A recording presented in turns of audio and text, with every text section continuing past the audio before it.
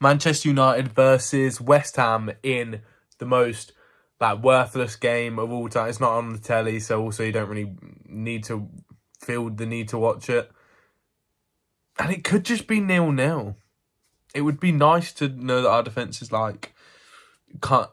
isn't conceding to this calibre of team. We've done well against the relegated teams, but Dalot, if he doesn't miss that, and the penalty anyway, earlier in the season. Anyway, probably a 0-0. Hi everyone, my name's Omar. I'm a big fan of the channel. I've just subscribed just in time for this massive game against West Ham. I think it was quite interesting that Joe and Jay's predicted 11s were relatively different, which I think tells you how little is on the game.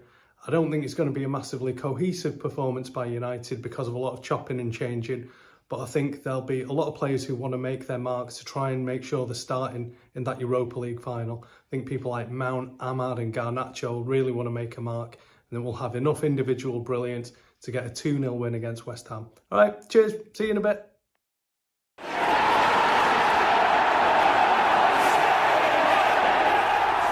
Welcome everyone, it is Manchester United against West Ham. It's the Watchalong here on Stretford, Paddock. Thank you for joining us. Your team today is me, covering for Joe Smith. He's in sunny Sheffield. I've also got Ronaldo here to my left. Hello Ronnie, you well? I'm good. Sunny Sheffield, is that where he is? He's in Sheffield, yeah. He called me on the way there today. He's what? Doing what? Can you tell him what's the exact location? Where's he at? I can't tell you that. Finn's also here as well. Hello Finn, how are you? I'm doing very well, yeah. I've just come from Sheffield, so I've just done a little switcheroo. High five on the crossing. Do you want the iPad today? Take the iPad. So we're going to split responsibilities. Ronnie's got the iPad so you can get any messages into him. I'm going to bring you the team news. Let's have a little look straight away. Oh, Finn, if you've got better eyesight than me, you might have to read this team news. I might do. I've got my contact lenses in. Oh, have you? So you're quite excited. We'll get straight into it. Yes. You're quite excited about this team. I am, yeah. I think it's really strong. It's stronger than I thought. We've got Bayindir in goal.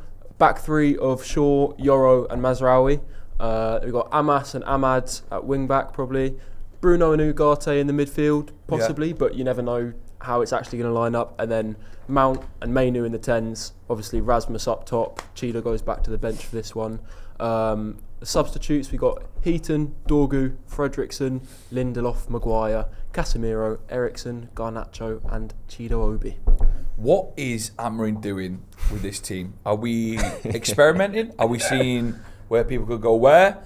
Because our whole season is building up to Bilbao, and we'll talk about Thursday again in a few moments. But what do you think he's doing here? I think there's a little bit of a mix here of a few players getting a chance to play themselves into the team for the final. A few players coming back up to fitness. You've got your Mount and your Ahmad, who's just recently come back. And then there's still a few players rested. Obviously Casemiro, Dorgu, Maguire, who you'd expect to be involved in the final.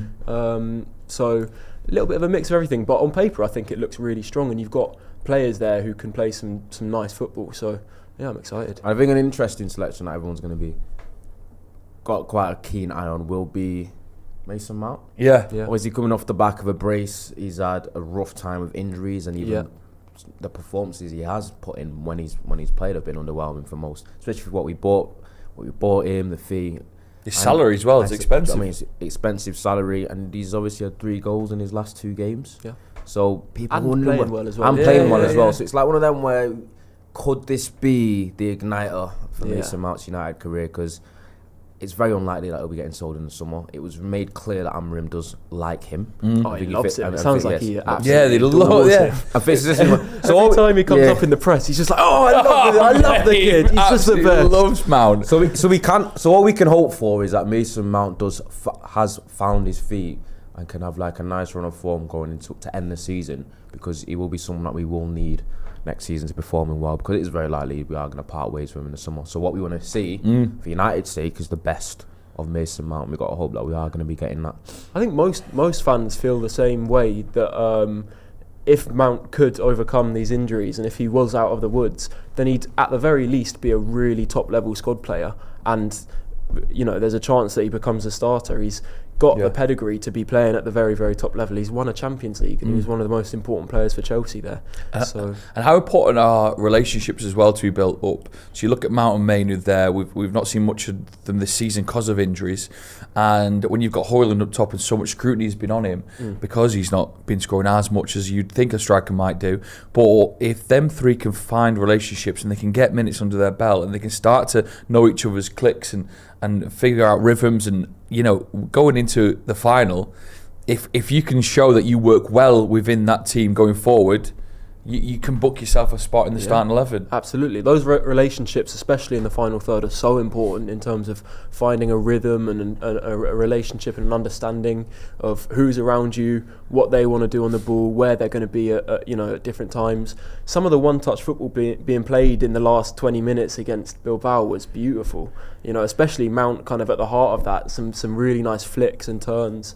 We know Mainu's capable of all of that as well. So yeah, it's really important. And I think as the season's gone by, I think we've seen that improving in the final third, where maybe obviously the final ball in terms of goal scoring still isn't quite there.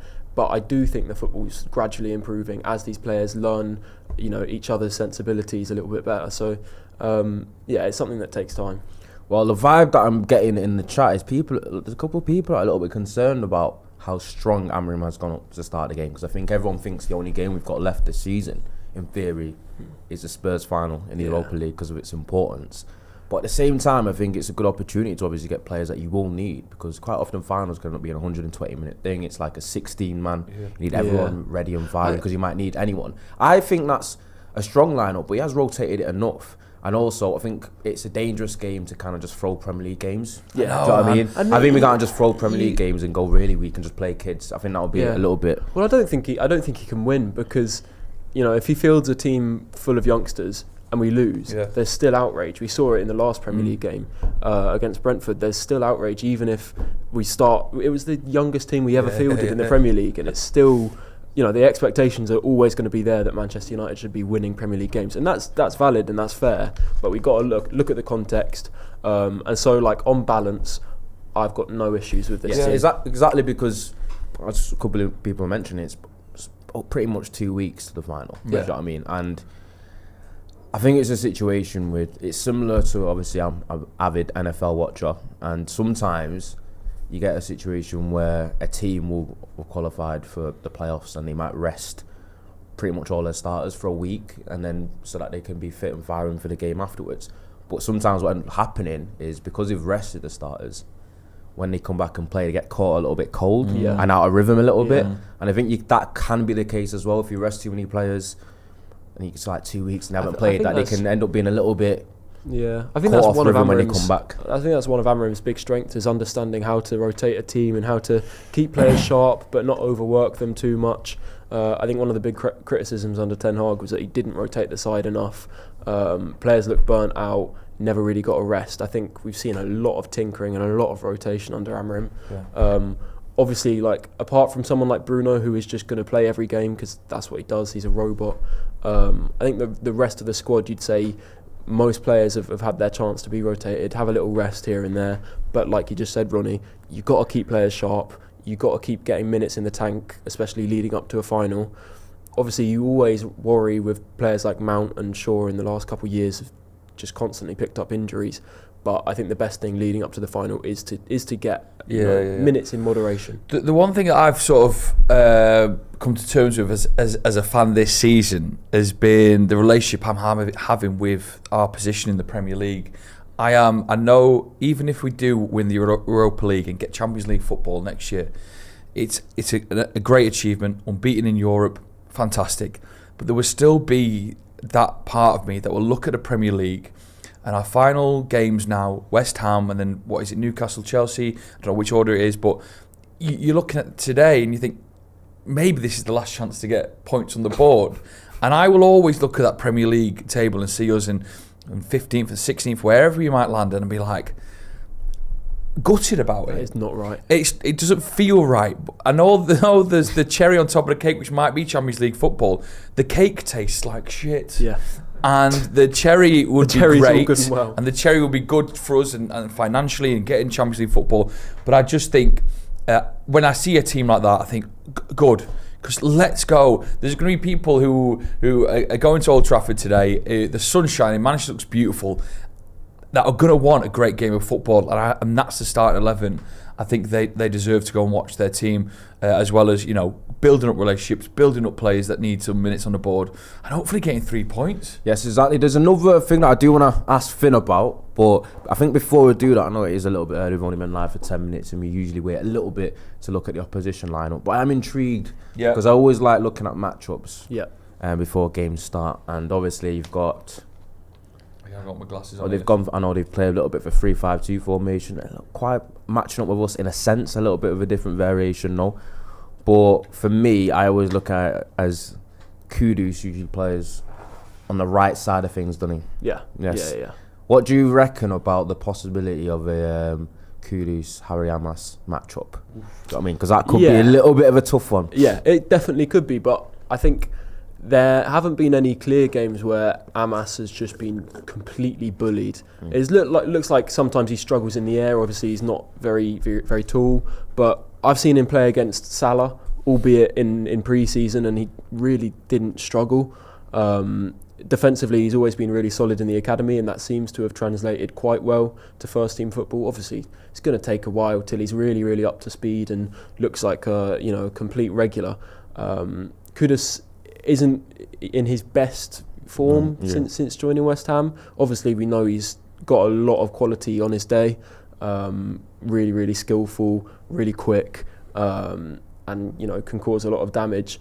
But I'm actually not too worried, because I think, especially with Shaw behind Amas and Yoro covering from the middle, I think there's enough coverage there, and I think we're going to actually have a lot of the ball today. So I'm quite confident that he's not going to struggle too much with that. Yeah, it looks like a pretty pragmatic lineup from them. The West Ham lineup is Areola. Last time he played against us, he made a bit of a tit of himself. Yeah. People made that joke.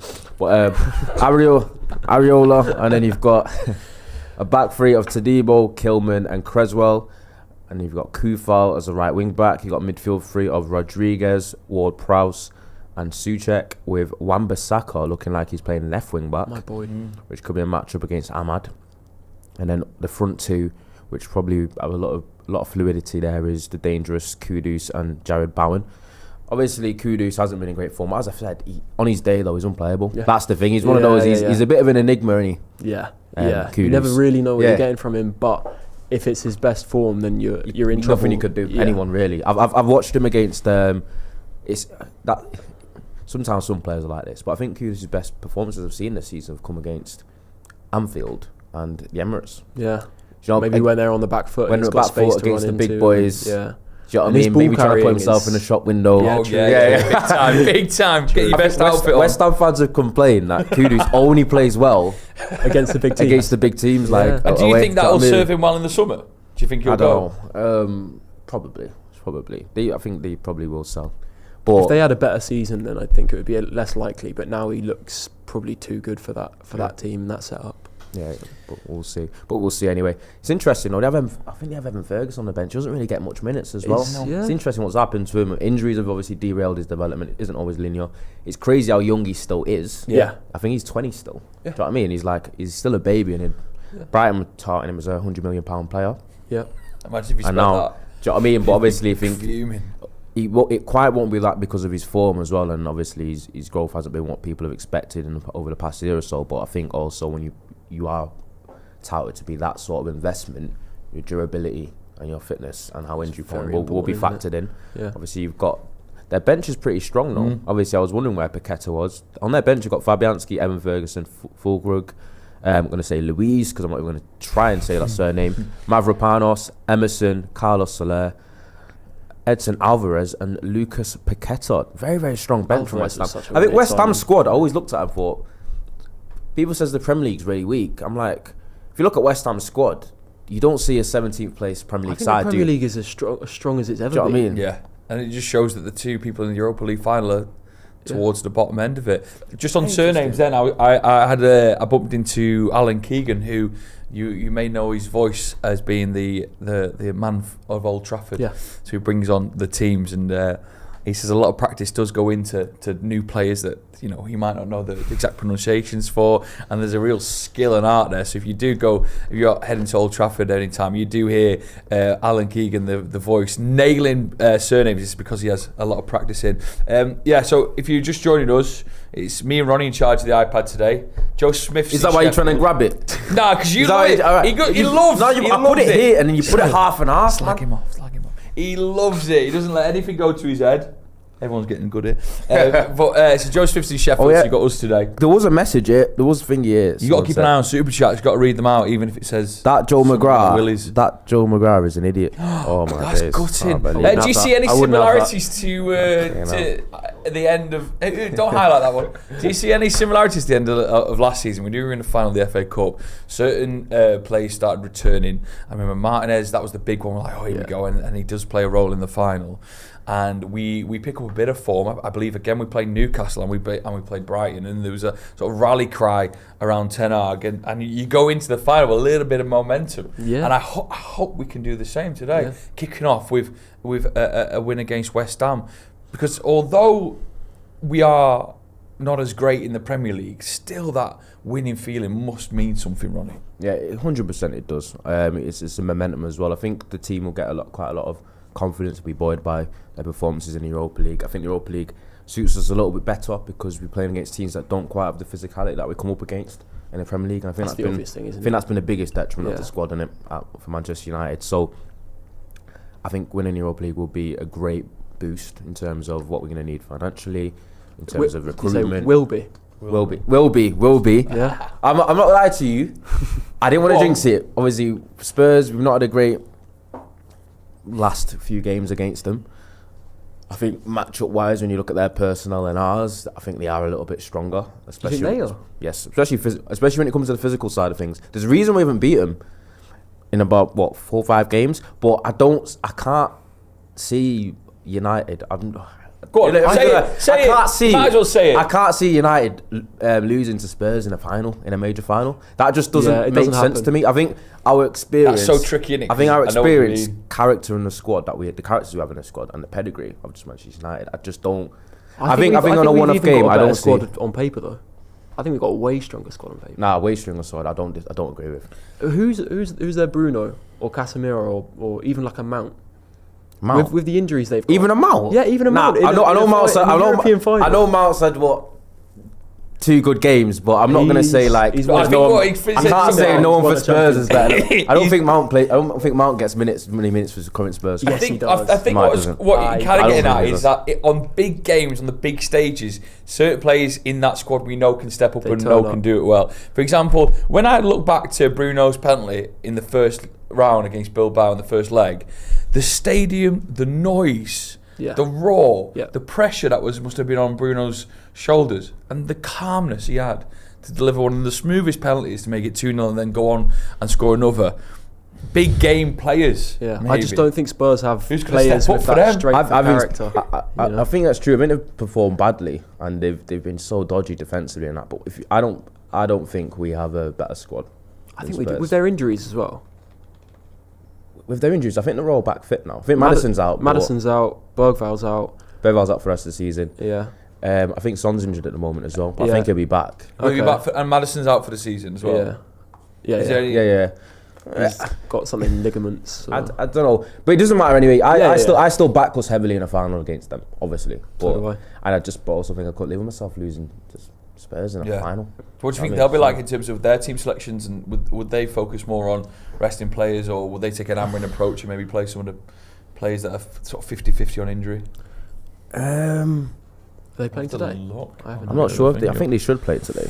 Yes, let me have a look on here. Spurs are playing Crystal Palace at the same time as us. They're at home. What's their line? Currently 1-0 to Chelsea. So who from Spurs team do you think gets into ours? There's the line there. Van der Ven. Left centre back. I'd say so. Yeah. Romero would probably play right centre back. Probably, yeah. Put Lenny Yoro in the middle.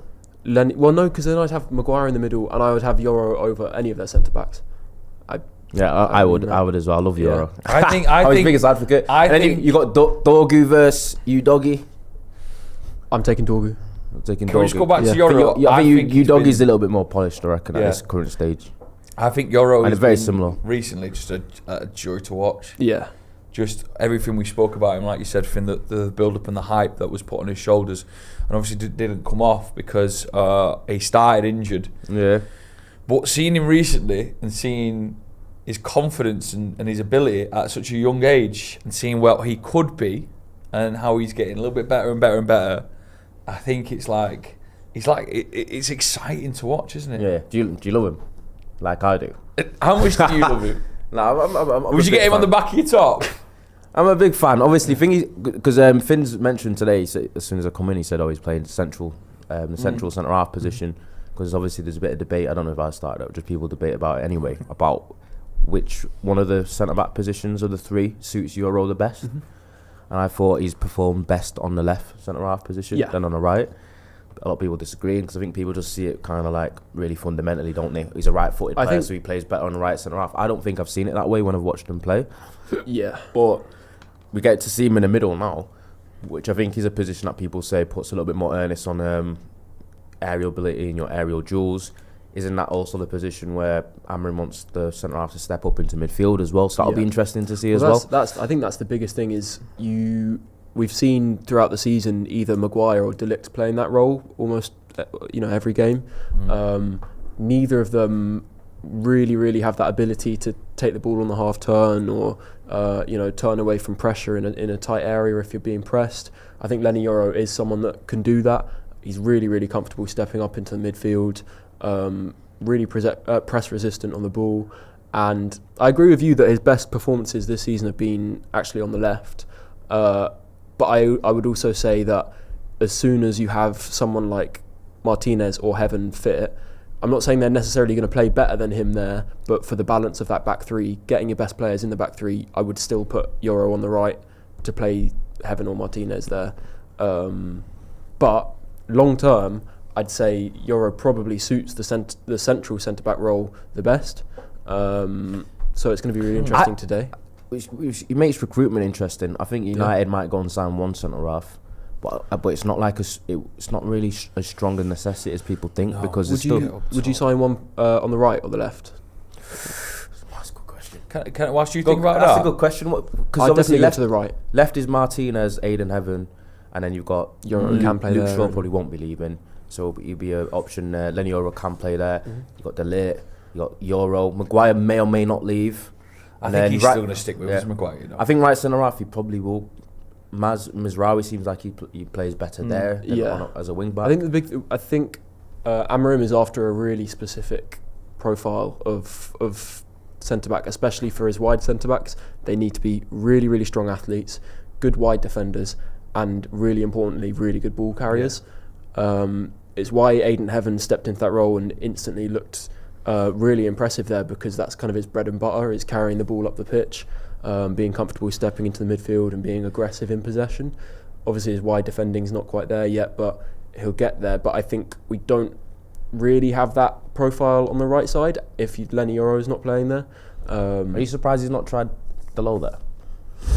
Maybe a little bit, yeah, because in terms of our squad, It's just the low ball, isn't it? It's like he's got a funny kind of way of being judged in the fan base. Yeah. Innit? I think Some he's players I just think get he's judged I think he's differently. not rated by like 90% of the top fan ranks. base, and then there's like 10% of the fan base that kind of does advocate Yeah, for him. yeah. And I may or may not. Be he's included another in that polarising bit. one. I feel like there's Yeah. extremes with Dalot. He's either the best fullback on the planet or the worst player that's ever played for United. And It's polarising. I think Ugarte is another one Yeah, where Ugarte's a big one He's like that, the most yeah. polarising player in the squad. There's no like happy medium with Ugarte. Yeah. People either like think he's like the best DM in the universe that just crunching in, and then people go too far the other way and says he can't play football. He's the worst midfielder I've ever seen play for United. I've not seen anyone say anything in between it. It's just opposite ends of the spectrum, which, do you know what I mean? That is football discourse in it sometimes. especially really. at United, given the environment, it's always going to be polarising. Do you know what I mean? But what keep asking Finn questions. Keep forgetting your age, Joe. That's all right. Do you know what I mean? That's it. Read out that green. I'll give you that. But I was thinking, where do you think Bruno plays best? Because Bruno's playing in a pivot today. And it's like, people say, should he play as a 10? Should he play in the middle? he pretty much puts in decent performances in both, but some people have different opinions on where they think he plays best out of them two.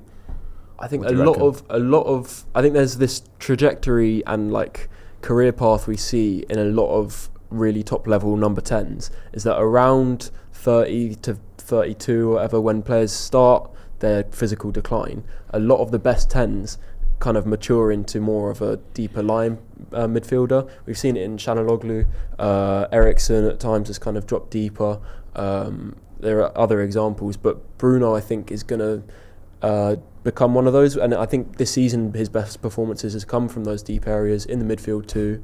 He's suddenly become way more press resistant, way more kind of selective about his passing, and just more mature in general. And so I think he could be a player that lasts way into his late 30s. He's not really showing any sign of decline in that sense. And it also means that you don't have to spend 80 million on a world-class centre mid if you've got Bruno there. So I really like him deep in that pivot, and it allows you to make your number 10s more like hybrid wingers. So I like Bruno there in the middle. What about you? I think I prefer him in a pivot in this system. Yeah. I think he could get more touches on the ball more, has more kind of like sway in terms of dictating the game. I feel like sometimes when we're playing poorly, our ball progression in the midfield really suffers. I think when he's in the 10, he doesn't get on the ball nearly enough for who's our best player and our most creative player. Yeah. I think it is better that he plays that. I think defensively is where Bruno probably struggles a little bit in that position because it's not exactly suited to him. Obviously he's a runner, he's a hard worker. He can be combative, but he's not a natural destroyer, is he? No, Do you know what I mean? no. So that's why Although probably he the blend still manages to top ball recoveries in the Premier League, which is just mental. monster, isn't he? But obviously Ugarte can do that side of things. But I think it's going to be interesting to see. Casemiro's on the bench today. Casemiro's been flying of late as well, which he come under a lot of criticism, didn't he? Yeah, he did. But at the start of the season, Unk's playing well, man. But, yeah, I think today's going to be an interesting game. I think West Ham have been in the greatest of form, but I just want to look at that personnel. They do have quite a lot of players that can hurt you, and you've even got a pretty strong bench too. Do you know what I mean? But I think it could be one of those where we cancel each other out, even though the systems are similar in terms of a back three. But obviously there's a difference in terms of them playing with two up front and us playing with like the 2 10s with one up front. So it's going to be an interesting tactical battle. But I still think that we'll get over the line because obviously you've got your boy Mainu playing in a 10 position as well today. Yeah. And I think there's just been a constant discourse about where he fits really, innit? Do you think he suits the 10 position? I think he suits the 10 position, but I've been on the record and think he's obviously going to suffer because to me, I think he's a unique player. Yeah. And I think he's quality. I think his best position would be like in a midfield 3, where he's like almost at the left of a midfield 3. That can be a little bit more advanced. Yeah. Do you know what I mean? Where he's running off the ball. Yeah. Is needed a little bit less, but he's also got license to kind of bomb forward with his ball carrying and his dribbling ability and his resistance, and he has little bits about him on the ball that's not really in the rest of the squad. Yeah, but I think it's just about where he goes. Away with. Yeah. Glenn F has been a member for 50 months. Hi, Glenn. Get your super chats in. I think what Joe said a few minutes ago about him being happy it's a strong team for the fans at the match today was the best thing he said. Well, that says a lot about my contribution to today. I'm glad you two are here though, because I'm a little bit ropey. So you didn't say that before. I told you I wasn't. It's a 2-dayer. You're the 2-night special. Friday was big. Saturday was huge. So thank you for chatting, you two. You're in pain. I can just keep asking you stuff, which is pain, nice. Can we speak more about your olive oil? Yeah, I'm very happy. Before we get back into footballing chat, you buy jerry cans of olive oil and you have a little shot with every meal. Yeah, little like a big tablespoon, I'd say. Really? Yeah. And is it nice? It's lovely. Raw. If you get good olive oil, you don't really taste it, but it's really nice, and it is supposedly the superfood of all superfoods. So, where's the proof of this? There's so much science behind this. Yeah, It's that guy who wants to live forever does it. I saw his documentary. Yeah, the higher polyphenol content, the better. That's what it is. Are you gonna try it, Joe? Mate, if you try it, I will. If someone says start drinking oil as part of your diet, I'm like, bring it on. Well, people are really scared of it because it's like, as long as it's deep fried. Is it deep fried? No, but the key is not to heat it up because I've heard olive oil heated up isn't. That's not the one. Apparently, that's also not true. Apparently it's fine because the antioxidant content is so high. Apparently, it's actually really stable at higher temperatures. So it does have a lower smoke point, but I forgot exactly why. But apparently, that doesn't actually matter that much. You've read the dish at a Spanish place where it's like prawns and chili and garlic. Do you know what I mean? Can we get some of that here? Adam Kenny says, why olive oil does it help you doo-doo? It helps like everything. So it helps it slide out easier. Yes, it just Yeah, but it's not- you don't put it up lubricates your your ass. system. I was going to say, that No, made I it do. sound like... No, so you put olive oil... Oh, I'm with you now. Put olive oil on your sphincter. Yes.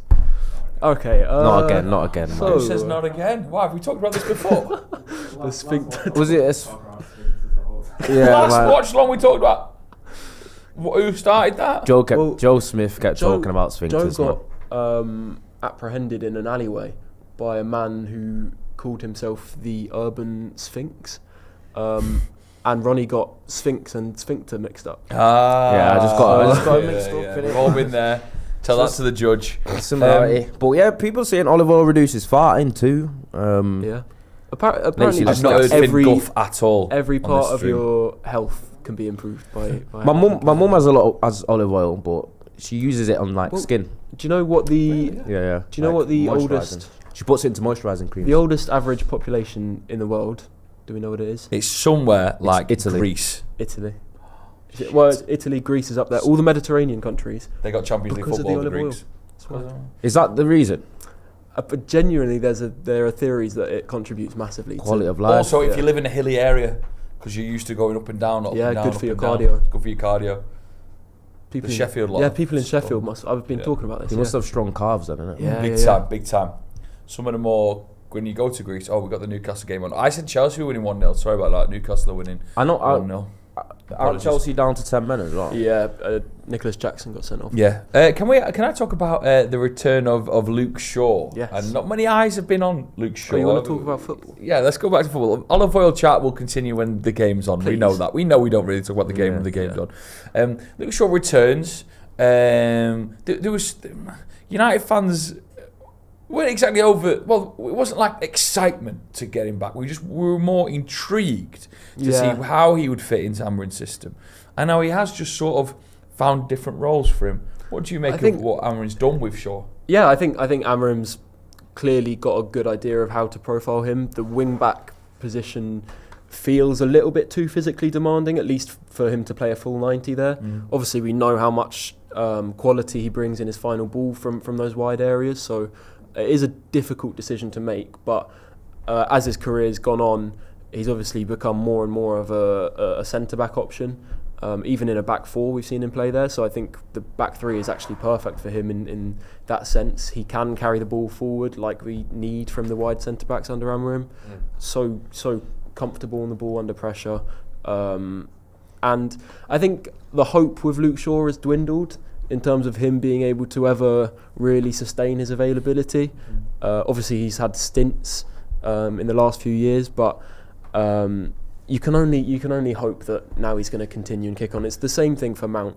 You can only be hopeful and have your fingers crossed, because when that kind of player is available, they can be so valuable to your team. Yeah, again another big player that sort of proved it. I know England didn't go on to win the European Cup, but when Gareth Southgate used him for the final, he looked like a great.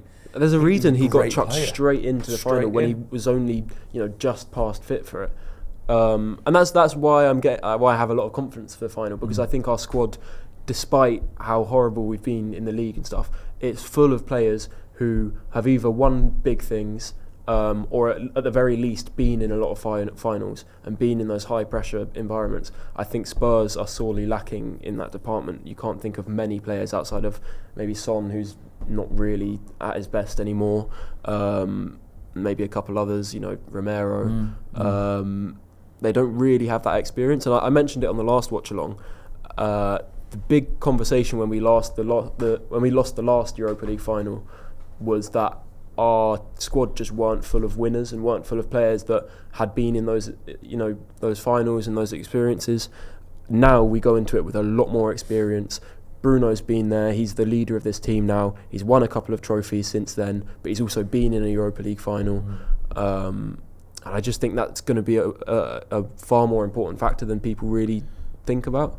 So, how much of a difficult summer will Amorim have if he doesn't win the Europa League and get Champions League football? Or is there a budget already set for him to spend, do you think? We do know that we've got 100 million to play with. about 90 to 100. 90 to 100 million without going for Champions League anyway. And that's even before we probably sell players that we might sell. Obviously, you will have... It's not even just about the extra money you get with Champions League football. It's just becoming more enticing to players that you're trying to recruit as well. I think that's almost the bigger thing. Yeah. The money thing's overblown. As long as we sell a couple players that we look nailed on to sell anyway, we should actually have quite a lot of leeway in the market. But it's about convincing the best players to come to United, and I think the Champions League is obviously massive for that. Even someone like Joro to rock up when apparently reportedly United will always have that, but the Champions League is just that extra push. Yeah, is that extra push? Oh. And do you think there would be a reward of cash increasing if the Europa League? They say it's about 80 million extra, which is massive. Yeah, it is substantial. Do you know what I mean? But also, obviously, I don't know finances like that, but there could be a counter, because even qualifying for the Champions League, you do get obviously more money financially. You become a little bit more enticing to people in the market as well. But don't the wages of the whole squad go up though with Champions League as well? I'm not sure. I think there's certain players that have that clause in their squad. I'm not sure if it's like squad wide. You might be right. Obviously, I've heard like Casemiro has that in his contract, and I assume a few other players do. I don't know if it's all of them. But I definitely don't think that amounts to anywhere near the upside that you get if you do qualify. But again, it will be about attracting players. You know, the best players want to be playing in the best competitions. It's simple, and it's where United belong as a club. I think we underestimate how important it is to, be in these competitions to uphold our club image, because it's scary to say, but we're primarily looking at young players in the market. 18 to 23 seems the kind of sweet spot that we're looking at for a lot of players. At that age, we've only got a few more years left of them remembering United being really, really good. You know what I mean? Yeah. So I think it is so important that we kind of uphold that image as a club to be able to get back to the top by attracting those players. I still think we got a few more years of that. Yeah. I mean, just United just have a stature and aura about it. Do you know what I mean? 12 years since the last won the Premier League. Yeah. Look at the likes of Zubimendi and a couple of players. They're still going to Arsenal instead of Liverpool. Do you know what I mean? Yeah. Liverpool quite often lose out to the likes of Chelsea and Arsenal, United when it comes to. It's the city. It's the city, innit? You don't want to live in Liverpool. But it's not far off Manchester though. I reckon a lot of Liverpool Everton players, they live on the outskirts of Manchester anyway. Yeah, true. Yeah, they do. Cheshire and all the edge of key little spots for everyone, isn't it? But I guess foreigners don't exactly know that. Liverpool's not. People might kill me for saying this. It's not terrible. Do you know what I mean? It's nowhere near. It's not Manchester. It's nowhere near London. It's nowhere near as good as Manchester, but it's not like completely all bad. Listen. Liverpool. Oh my God! What a goal! Bruno Guimaraes just absolutely was the one in the top corner. A little deflection against Chelsea. It must was be it just a dip? Was it a dip? It's 2-0 now to Newcastle against Chelsea. That is big for what is a very exciting Champions League race between about 4 or 5 teams. I can't believe City's going to be 6-0 against Southampton. Yeah, I know. My compliments were going to be Liverpool's a great night out. And even the sun shining by the docks is quite beautiful, but that's the only thing you'll have me say good about Liverpool. Who do you think will get there?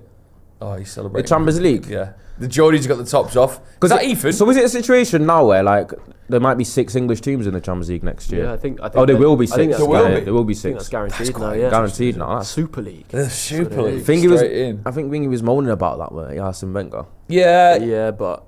Did that take a deflection? It had to. 'Cause that dip was not... very good shot. That dip on that strike from Bruno, it was Gusto very weird. got It must in be the way Gusto of it? deflection. Yeah, definitely. I think so. That's not a natural shot arc, is it? Yeah, deflection. Yeah, little one. And the keeper's no chance then, has it? Very unlucky. Well, 2-0 to the Geordies, and does that put Chelsea in danger? Or I think Chelsea are now level on points with Villa. I think Villa are in 6th, just behind. Wow. Fucking hell, spicy. Yeah. And Arsenal might not finish second. I think if they get beat. so Well, that would have been more likely if I think- City managed to beat Well, Newcastle Southampton not doing yesterday.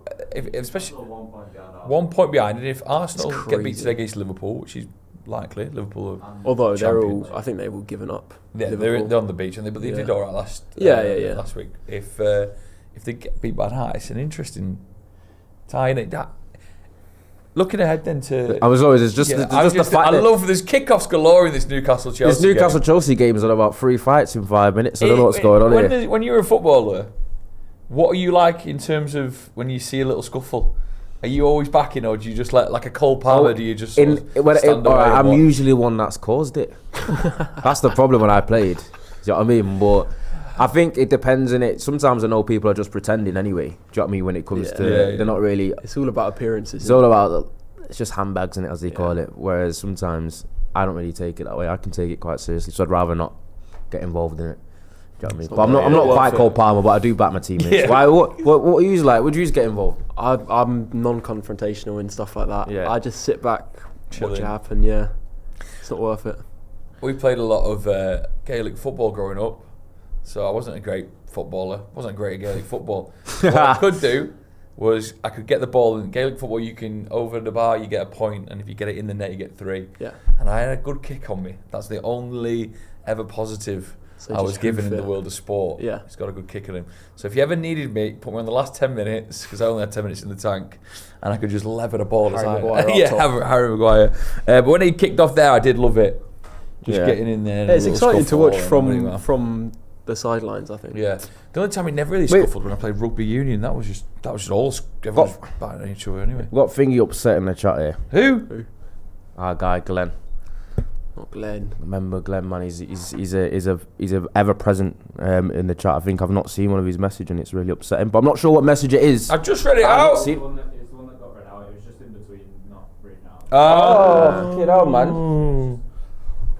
Apologies, Glenn. Sorry, Jen. Get your super chats in. We'll start the prediction. Oh my God, we're nearly 15 minutes away. That hour's flown by, especially when the other two speak more than me. That's great. I could have had a Oh, sleep. so, hey, do you know what? Come All on, right, keep listen. them. Hey, you know what? Go on. No, 10-minute monologue. This is Go ahead, Joe. perfect. This is perfect for me. When Joe said, "Do you want to do it?" I said, "Who's on?"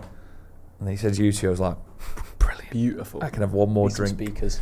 None of some Aussie Gamola said none of them have a laptop out, so don't bother with super chats. We've got an iPad. got an here. iPad here. None of With that. Angry Birds on it. We've got an iPad with and before you ask, it does have games on it. Yeah, Do couple of you that. know what I mean? Yeah, so don't worry about that. And we're sharing it. Let us know where you're watching from today and your prediction, please, for the game. Is it going to be a win at Old Trafford? We've got lots of people watching from all around the world, so do let us know. Next season, who's going to be, as well as Liverpool and you'd say Arsenal? Do you think any of these teams Title can challenge. Do you think any of these teams us. like Newcastle, Chelsea, Villa can take that step up and try and, become a title challenger? Well, we're going to be there. Of course, that is We're going to be there. Dude. I think Chelsea, as much of a mess as they are, they do just have way too much quality in their squad not to be up there. I think they've even they've got pre-agreements for 18 different players that are going to be coming in the summer. That's a lot. It's just difficult to keep up with.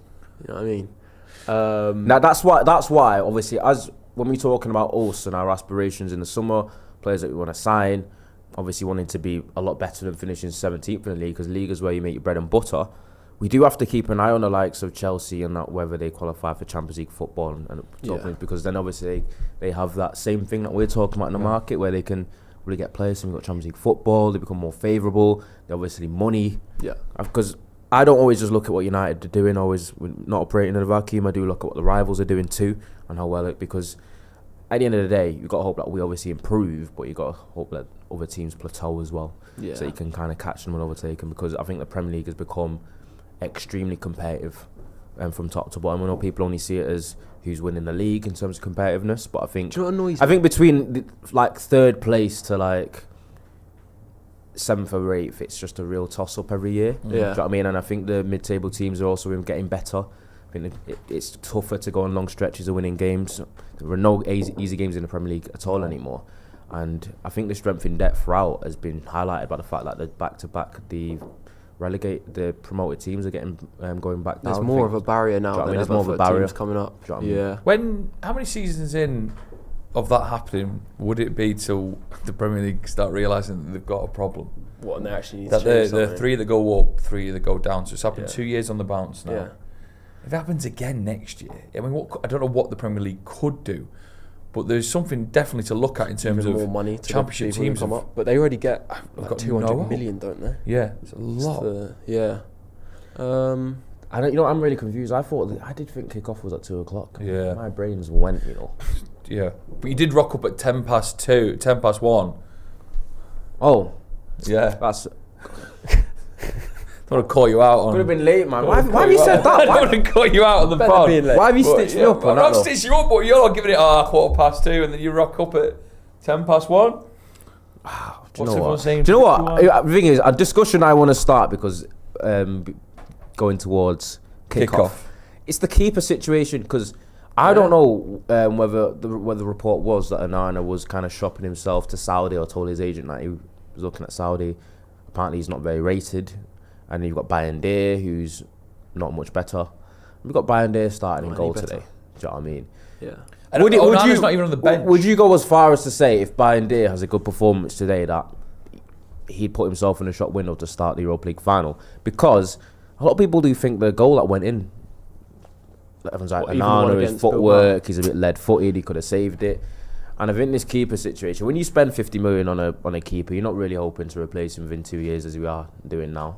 I think which is a bit even if unfortunate. Bayern played really well to the end of the season, you still can't change the keeper for the final, because the disaster that could happen is Bayern comes in for the final, does just makes like 3 mistakes, and then you never live it down. I just think you've got to keep it simple. Onana's first choice for this season, and then you can assess in the summer. But I don't think you can switch it up at this point in the season. Thank you. It happened. The keeper situation's interesting, isn't it? Was it Man City or Pep where they had the same second choice keeper in throughout a cup run? You know, I think it was the Carabao Cup a lot when they went on that sort of 4-season winning run, and then switched it for the final. And it does feel like, but again, it's whatever the manager thinks works best. Yeah, and he must like Onana. He's given Onana a lot of games. He's given Onana a lot of chances. Bayern has been and had one pretty below average performance, and we've not seen him again since. So there's so much. I mean, keeper wise, is that, as well as a striker, is that a big priority for the summer? I think if you're being objective, it should be. I think if it wasn't for Onana's reputation, playing for some of the biggest clubs, and obviously that Champions League final did wonders for his reputation, and he's clearly effective in a very particular style of football, and I don't think that's the direction we're headed, especially with the back three. There's less onus on the keeper to be involved in the build-up, and so really I think what we need to have an immediate short-term impact is a way better shot stopper, almost, even if it's like a stopgap option. We've seen obviously links to Milinkovic-Savic, who was here in the academy for a year or two.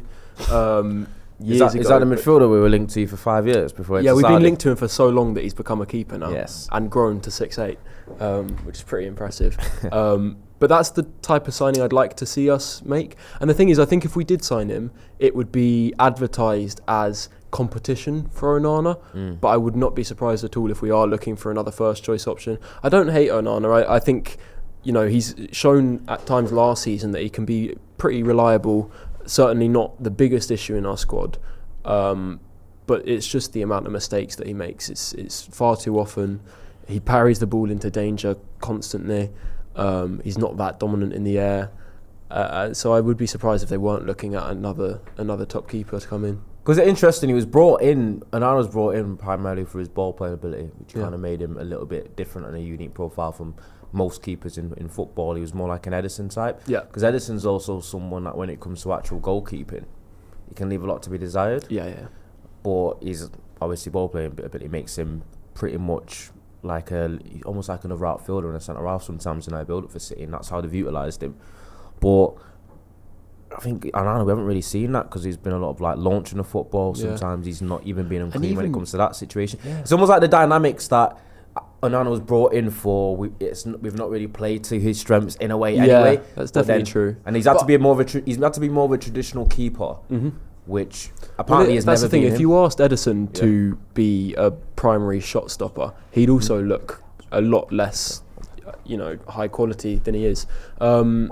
But I'd say even when we do try and play out from the back, Onana's ball playing has been a little bit underwhelming for me. I think there's got to be competition there, because I think Bayindir makes his life too easy.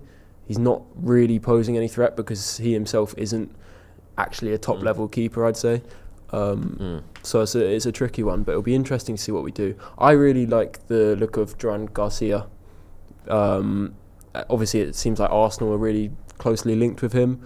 Apparently, his release clause is only 20 million.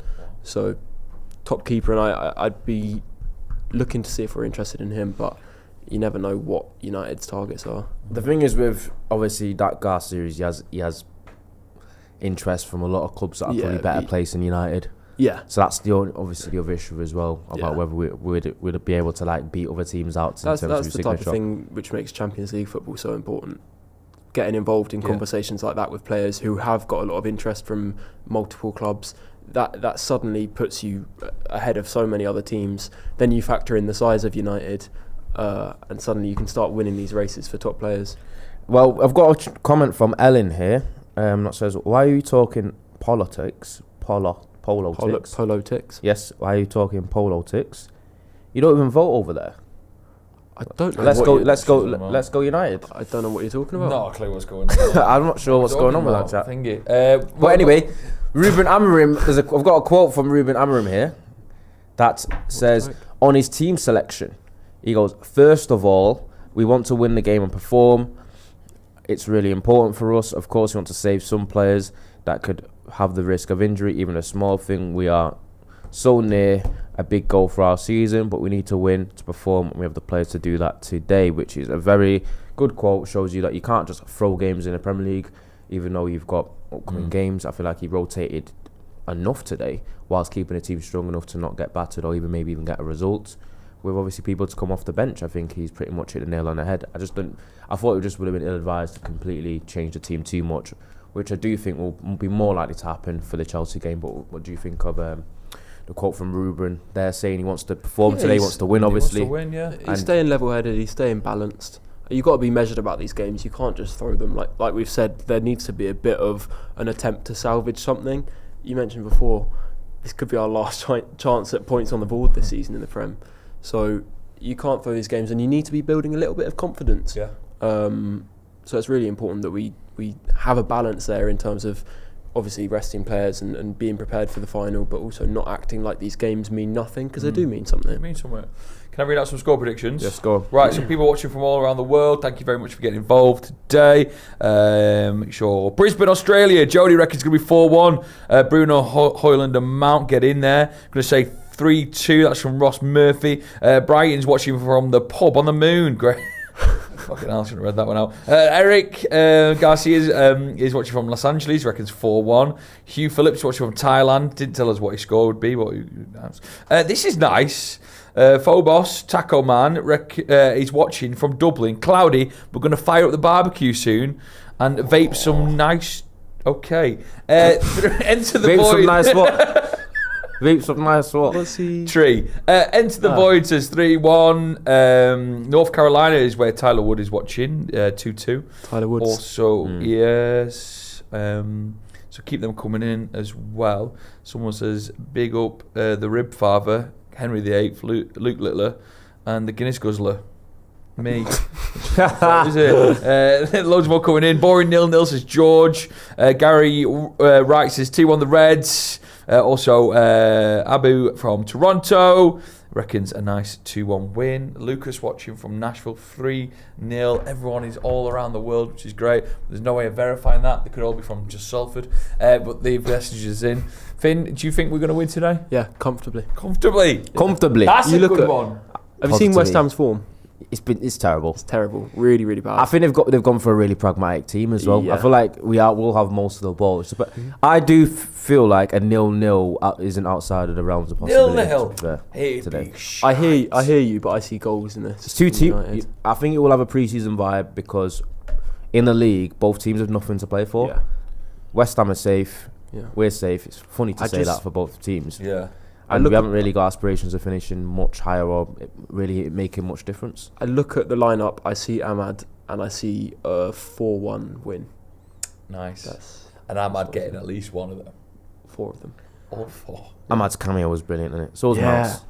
I don't know how Do you think if them two play well again today, I think Ahmad's always a shoe in to start on because he goes into our best team.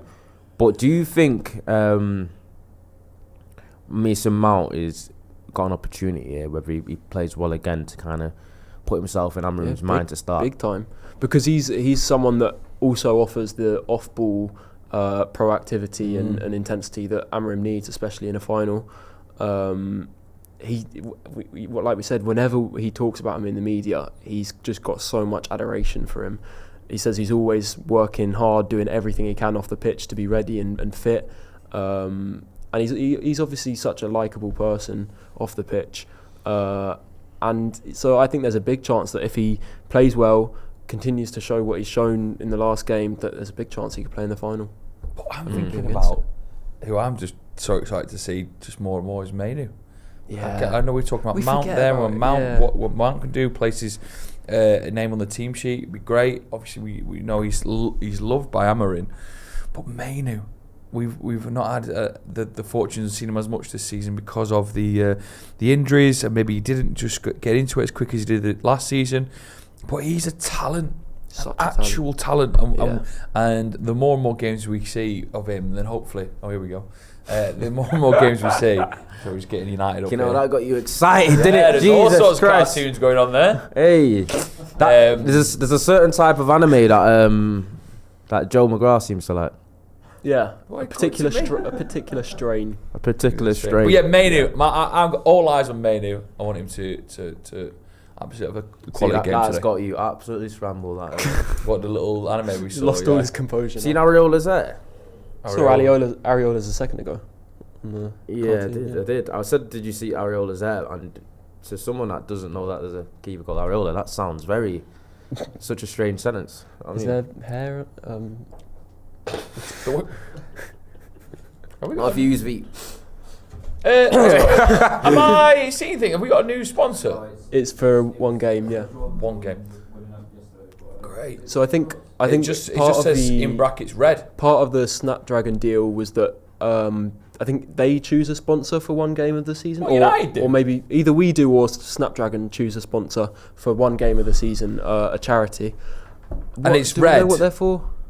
What do the red charity do?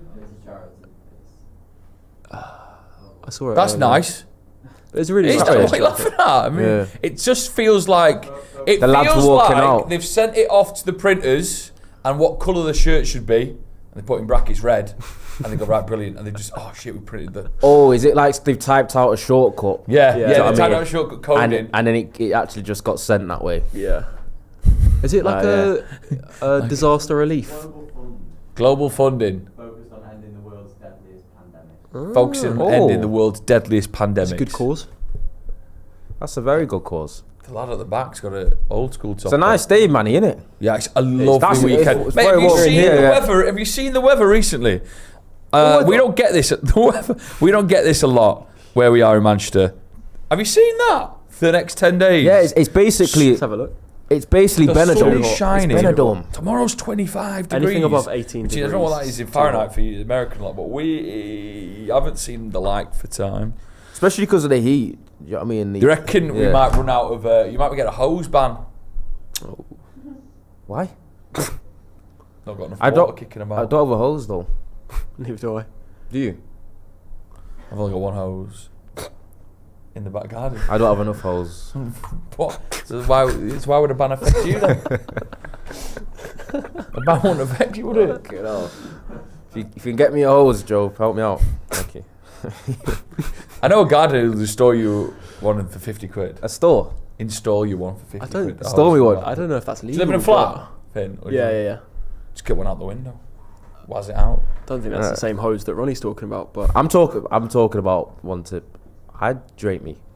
One to hydrate you. Hey. Do you think I'm in my back garden A hose hosing me face? to cool me down. Yeah, that's true. I like a little sprinkler, mate. Sprinkler. They're cool as well. That's very. Well, you got a sprinkler in your garden? No, but I could buy one. Oh, Nearly you 30. could buy one because you're on a breakfast show now. Hey, do Hey, what I want. Little sprinkler. doing well now. Did you ever have paddling pools as a kid? yeah. Did you like that? I was born in a paddling pool. You were born in the I paddling was pool. born in a paddling pool. Dan United says the missus got me in a hose band right now. Yeah. Did you ever use a hose band? Does it happen in other countries, hose bands? Let us know. Australia must have them. They must have a hose have, band in yeah. Australia, but they're, I Water suppose getting it's just, they're on an island, aren't they, I guess? True. So are we. There we are. Shoot. Did you? So you were born in a paddling pool, so Yeah. could you swim straight away? Yeah. Natural. Michael Phelps out the womb. That was class. Michael Phelps. Just doing laps. Yeah. Backstroke and all. On the doctors. Yeah. Like, what the fuck? What the hell? They're saying it. They've put it on like it's normally a 3-5-2 the way that they play, but Isn't it interesting how They've maybe, changed it. Maybe not West Ham, but all match of up with us. all of Europe's top teams, maybe not all of them. A lot of Europe's top teams are moving to a back three. Real Madrid signing Alonso Yeah. for next season. He's going to be playing a 3-4-3. Think that's a good move from Madrid? Yeah, it kind of Wrong fits impression everything. about, Yeah. Do you think we'll see Ten Hag back in managerial action anytime soon? Well, he was linked with the Leverkusen job to replace Alonso. I don't know if that's actually going through. You'd think he'd still be able to get a pretty good job. Yeah. United, Sure. not succeeding at United isn't actually that big of a red flag because no one does. So I think he's still got a bit of credit in the bank from his time at Ajax. yes, he does. When he joins, Oh, yeah, is it nailed on that 10 hours going Leverkusen? no, No, I think no. I think it's just rumours at this stage. But he's like visited their stadium at games a few times and stuff like that. But Yeah, I'm surprised it took a while for him to get a new job. I think even failing at United, he still ended up having like yeah, you'll get another role. well, do you know what I before mean? he joined United, he was probably the most in-demand manager for the next big team that would appoint a manager for what he'd done at Ajax. So I think he won't struggle to get a decent job. I think Germany suits him quite well, actually, to be honest. He's got a There's very less expansive, open style, and Yeah. we'll see anyway. Less pressure. Right, And kick I off think system the as issue well. with Leverkusen is that Xabi Alonso going also might result in a few of their better players going as well. Yeah, they're gonna getting have big to moves. rebuild quite. The game has now started. We've kicked off. Now let me Right, adjust yeah. the chat because we might be a little. Oh, bit we're not behind. kicking No, off. we haven't We've pulled kicked it off. back. We've pulled it back. Hold your horses. Pulled it back. I've You been don't have to blue. get Now out we've here. kicked off. Been Kicked blue off ball. now. So who is it in the 10? Looks like Kobe and Mount, and then Bruno So and it is, 'cause Ugarte. people wondered whether it was going to be like the actual lineup would have been Manu deeper and then Bruno further forward. Yeah. Yeah, Old Trafford looking good. It doesn't appear that way. Shiny. Shiny. Looks like shiny. Kudus who's playing on the left side. Are you surprised that Potter hasn't got a better tune out of this side? And I think 'Cause people he's- said that he's a little bit too much of a tinkerer. Yeah. Do you know what I mean? He like changes styles, systems a little bit too often. Too frequently, might Probably confuse needs his players. Yeah, needs a more settled squad to be able to do that with. yeah. Yeah. Changes the lineups quite a lot. Yeah. So And even in game, he changes formation constantly. So Come on. go on, I'm mad. Here we go. be nice to get a little early goal here. I just want Oh. to see a game in the Premier League where we just get like a few goals scored and we batter a team. I think. Yeah. That doesn't was the happen last enough. battering of a team apart from the Europa League. Yeah. When did we Barnsley. last batter a team? Barnsley was a battering, yeah, when they Was in it the Carabao. 7-1? Wasn't that like? Didn't we score 4 in a game? Like, and it was like the first time we've done it in like 18 months. Or something. It was Ages, yeah. something. Not really. Not Very a high good at scoring scoring team, man. When it goals, comes to the aren't we? Premier League games. In the Europa League we are, but it's not the same. It scored, was it 7 goals in both of the last? Yeah. Yeah. It's Against a Lyon question. and Bilbao. And it is. Did you think Ten Hag would have got us to the Europa League final? I don't think we get past Bilbao with Ten Hag. Can't really say why. I think Amorim, the big thing that he brings is he's a culture creator. I think in a very polar opposite way to Ten Hag. I think under Ten Hag there seemed to be such a disconnect between the dressing room and him and his coaches, and you hear that from ex-players who were there, and even coaches who say that Ten Hag always kind of struggled to get through to the players on a human level, always a little bit cold. I think Amorim is very different to that, and I think that's something you really need in cup competitions, to be able to rally a squad and really get the players to get behind you and have that winning mentality. I think that's what we would have missed if we still had Ten Hag here. Despite the league form, it still feels like the players are playing for a future at the club and playing for the manager. Where do you stand on the Ahmad right wing back or Ahmad in the 10 situation? I think it's a positive that obviously he can play both. I think that's always going to be beneficial. It's a good problem to have. So I think where does he get on the ball more? In the wing back position, probably. Yeah. Get him on the ball as much as you can. It's just I think it's always a good thing having players that can play in one or two positions at a really high level. Yeah. I think it's beneficial, obviously, in a squad sense, and obviously gives that little bit of versatility and variety as well. I think Ahmad knows he might have to change the style of play when you're playing against Wan-Bissaka. I don't think I ever really see him get beat. Yeah. 1v1. You just don't get. Just got to get behind him, hope he switches off. Yeah. Is there any players you missed that are no longer part of the squad? I'm not sure. I'm not sure I would have got rid of Wan-Bissaka at the time. Yeah. I think. Some good football. Yeah. Come on, Ahmad. Someone's got it in the Go. box. Go on. Bruno. Oh! Bad dig that. Really good play. Not bad. Yeah. Really good play. Dominating all the Nice ball moments here. from Ahmad. That was a good little. Look at this pass from Bruno. Sprayed out to the right. Sprayed out. Beautiful. Ahmad Sprinkle. takes his time a bit and then pulls it and then. I thought he got half. Nice little pullback there. Yeah, that's sort of reverse it to pass it forward. Little wrappers there from Bruno, just a bit central and over. Yes, this is the time. This is the time where the chat You're really not hits allowed on good the super chat. Go on. Oh, fuck. Just a bit of miscontrol there. Nah, you really get. You know what they said? We don't have a computer, so we're not getting super chats. No, yeah. They banned us. We do have a computer. I know as well. I know, just thrown ahead, Paddock working really hard for a cracking watch along for the final.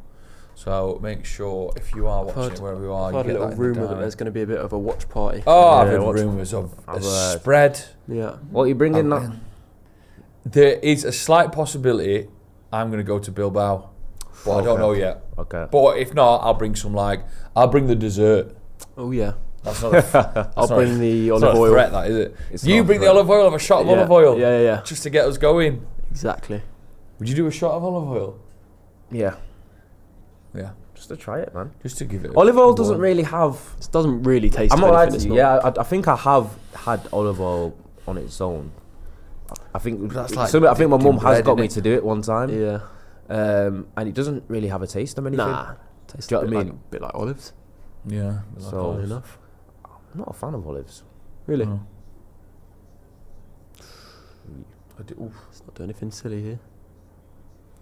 It's interesting watching Todibo for them as well, because obviously it seemed at one point like Go we on, were yes, menu. Come on. completely nailed on to Decently signing. sharp at the start. Man, He's just he holds on for a bit, doesn't he?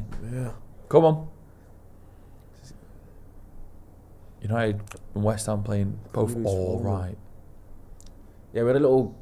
I think Manu won it back, and then Hoyland just Yeah. tried to do a Just little ran bit too into a much. brick Yeah. wall.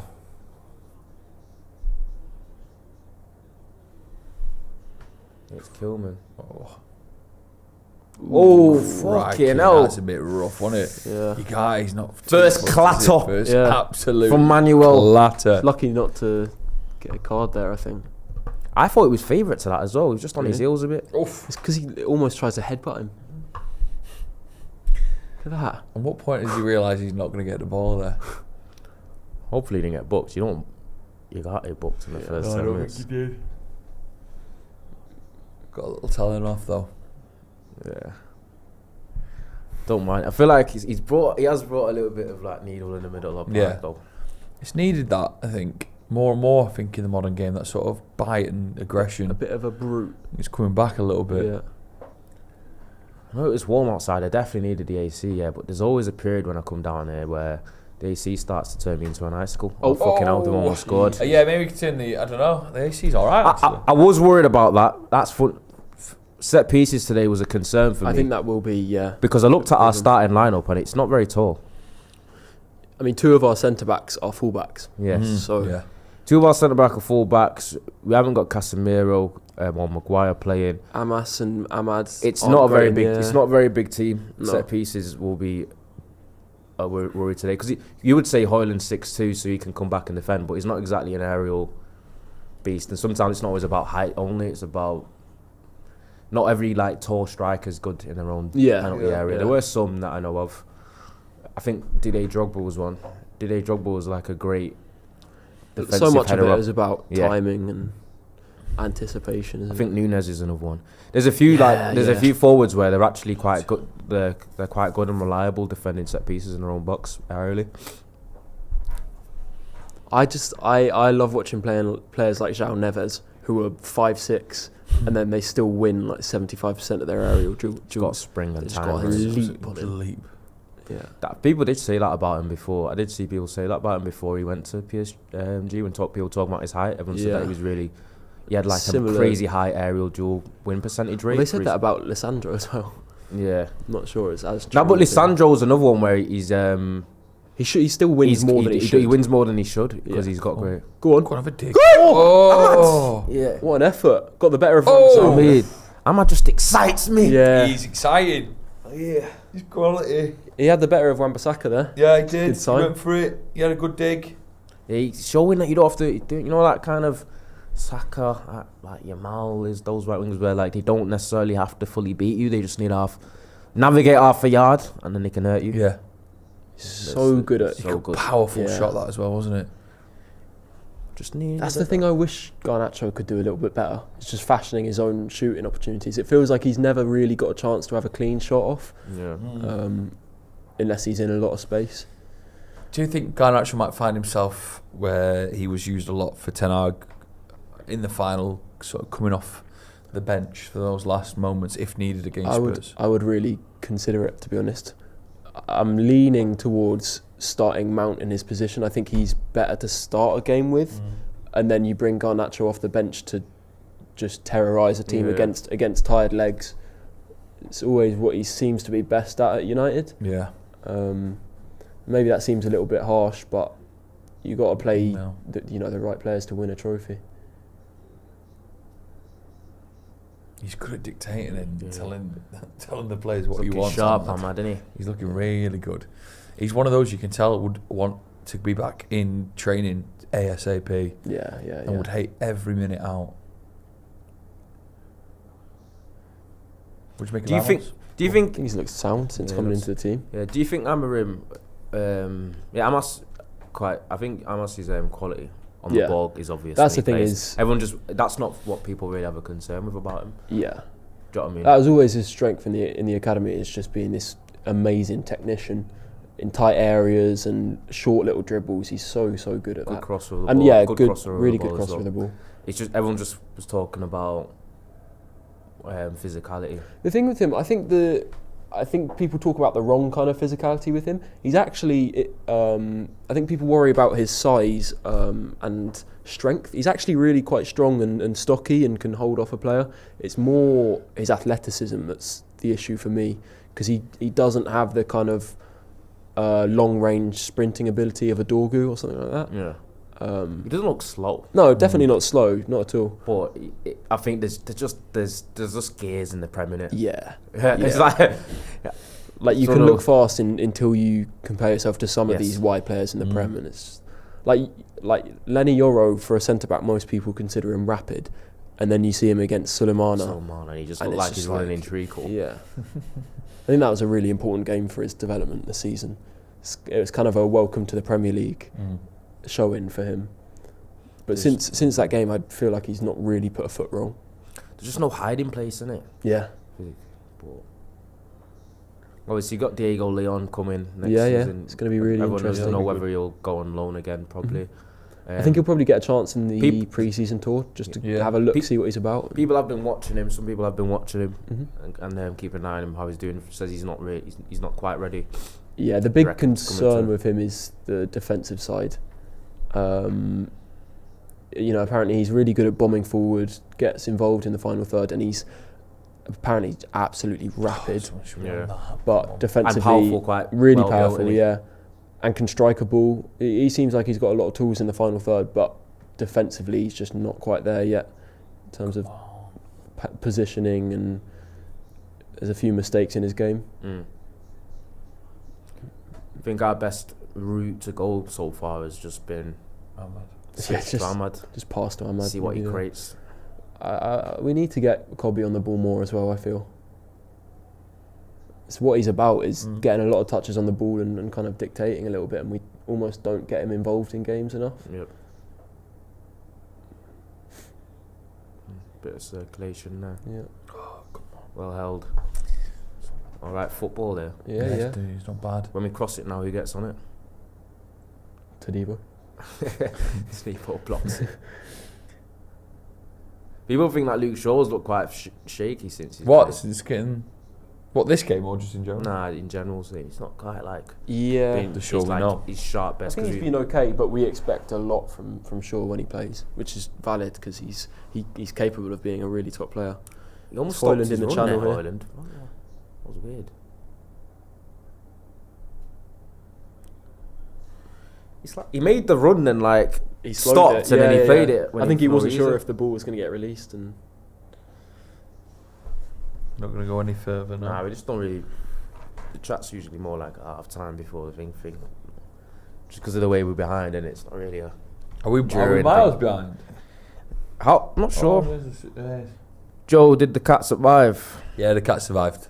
That's all you need to know. What's Can't say that? anything more. Nah, cat survived. Okay. Can't say anything more. Can't say anything more than that. Did anyone miss a Kipling cake? Got it from, Alright, thank you.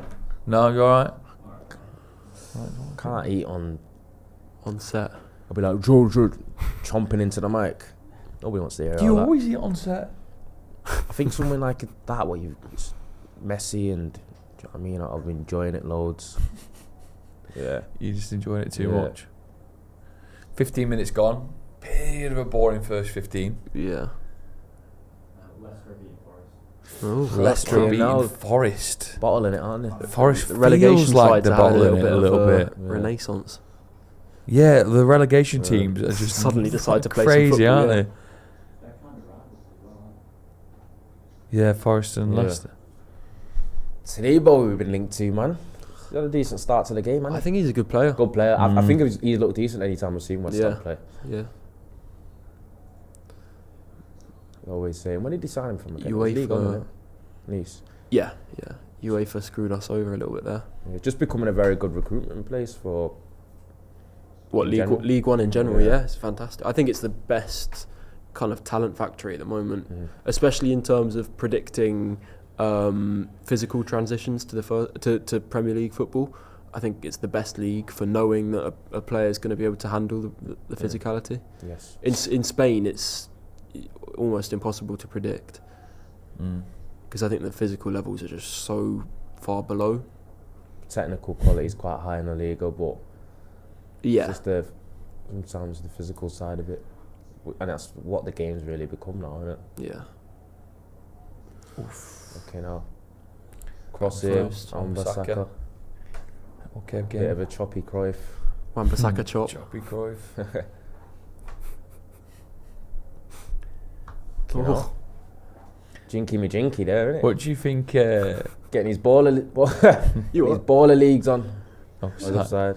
What do you think will happen with Anthony in the summer? I hope he's playing. his Betis way need into to pay getting up, fit. mate. That's what Yeah. they need to do. They're all twerking. Oh, their and that. president keeps Really. going on about, we're going to try and negotiate another loan. No, give us a No. fee for I him. don't want the That's We so need cash. cheeky, innit? Yeah. It's cheeky, I but think these teams are so cheeky. what do you think United would want for him? because it cost a good bit of money The way he's as a playing, business point of you'd view. hope to get 35, 40 million for Yeah. him. I think it was 25 million-ish at most that United wanted. I'm hoping for. Was but that I think before? Was that before he he's, started you know, playing well? But I think it's not one of them where he played really well there and then United can then all of a sudden ask for 50 million more. That's not you don't think it's one quite of them? how it works. Nah. So just it would still be like at most you Even get like 25 million, you'd be happy just to get a little bit back. at most you get a £5 million increase, I reckon. I think the latest was like 26. We wanted for him, and then he said they can't pay it. Can't make 26. Because these teams haven't got that much bread, you know. Yeah. I'm not gonna lie to you. We forget like outside of the Premier League how broke most of the teams are. Yeah. Atletico apparently were interested in him, which Yeah. Real betters can't just go and pay £30 million for Anthony. They can't. yeah. With all due respect. Especially like the wages as well. They've got to consider because Anthony will be on more than pretty much probably the whole squad. Yeah. Do we know what he's on here? It's quite a lot, isn't it? Decent amount. Yeah. I think it's like around the 200k mark. Yeah. No one ever It's knows for quite sure. incredible, isn't it? Game I might slowed not down be here, about isn't that. it? Yeah, the game has slowed Yeah, down. it's hit I think you hit the nail on the head when you said it's going to be like a pre-season game. Yeah. Where I was expecting a little bit everyone's more, trying to, just cruise a little bit. I guess Yeah. none of these players want to be Get that injured in. for Europa League final. Yeah. West But Ham. West Ham have nothing to play for. Yeah. Ooh, I mean, that is head. got his caught on there. Is he give handball there? Eh? Oh, What? that's a I load think of he's give shite. handball because the ball's hit him. Yeah, that's Do you know what I mean? such a load of shit. Is it a That was never an handball. is it a free kick or is it a? I don't know if he stopped it because it hit him. Oh. Yeah, he might have been worried about Cobby. I think he's giving United the ball here. Oh, because it hit the ref. Yeah, that's what I mean. Ah, Who's he giving the ball? United. Yeah, Because it last hit a United player. Yeah. What he was saying to Cobby was that he knows he had his arms tucked in. You know, when he Yeah, yeah. Yeah, but all right. So the ball's hit him, but who's he saying had possession? United. United, we got the Because ball it now. hit. Because the ref touched it. Yeah, but it didn't. blocked it in. Is it because it last touched United? That was a weird one. That Yeah. because it was going straight to a West Ham player. Yeah, yeah. Come on. Mute, they'd be mute, fuming, mute point wouldn't they? anyway. You know. Nice. Beautiful. Oh. Let's play some footy. Our pre-season is quite built up and quite Got a lot of hectic. games, A yeah. lot of games of football. I don't like it. I don't It's like not- that because for United fans, it was the conversation around Amrin having a bit of time with his players in the summer, and I guess they'll have a lot of time on flights because they're going from parts of Asia to America, Apparently, flying all over the place. yeah, Brailsford apparently lobbied heavily against going any particular distance for pre-season because it does have such an impact in terms of things like jet lag and recovery. It's not great. But I guess football's a commercial game, isn't it? Yeah. But then I don't understand it because in a lot of these games, for the international fans that pay to go and see the teams on tour, a lot of the time they're only going to end up seeing a very, very hybrid team with a lot of kind of youth players. and And youngsters and it just seems a little bit like, some of the actual conversations around ticket pricing for United to go watch them this summer. yeah. At the MetLife Stadium where we were at 2 years back, I think they say the cheapest is $200 a ticket. That takes the piss. Okay, no. Do you know what? First 20 minutes was he slowed down and gone thingy pace. Look, we had a couple of decent We started passages right, of yeah. play, but There's no zip in this it's game. really yet. flattened now, isn't it? Come on. Well done from well done. Rasmus. It's a Where's good that pass, going? Burberry. Yeah. Nice. See if he injects some life. Nice. Oh, speak to Go on. Debo. Go on. Harry Mass swinger. He's what? I don't know if he is or not. Anyway, Come on. Oh, that's, you know what I mean? Just finding the gap. Oh, Ooh, that was an opportunity, you know. they've played out well there. Raffle's getting in the way today. Yeah. Close to someone then. when the game's as slow as it is, man, it's easy for the ref to get close to the action. Yeah. The ref might start picking the ball up, do some Yeah. skills himself. You know, do you know what? He might end up saying, "Yo, use me as a floater." Yeah. Nice. I end up saying use me as a floater. Come on. It feels like the intensity's just really just been strung out. Not Strung there out. at all. Come on. First time. Come on, put a ball in.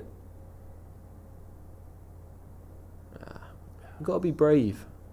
Put a Yeah, couple first-time gotta balls be in. Just give it a brave. try.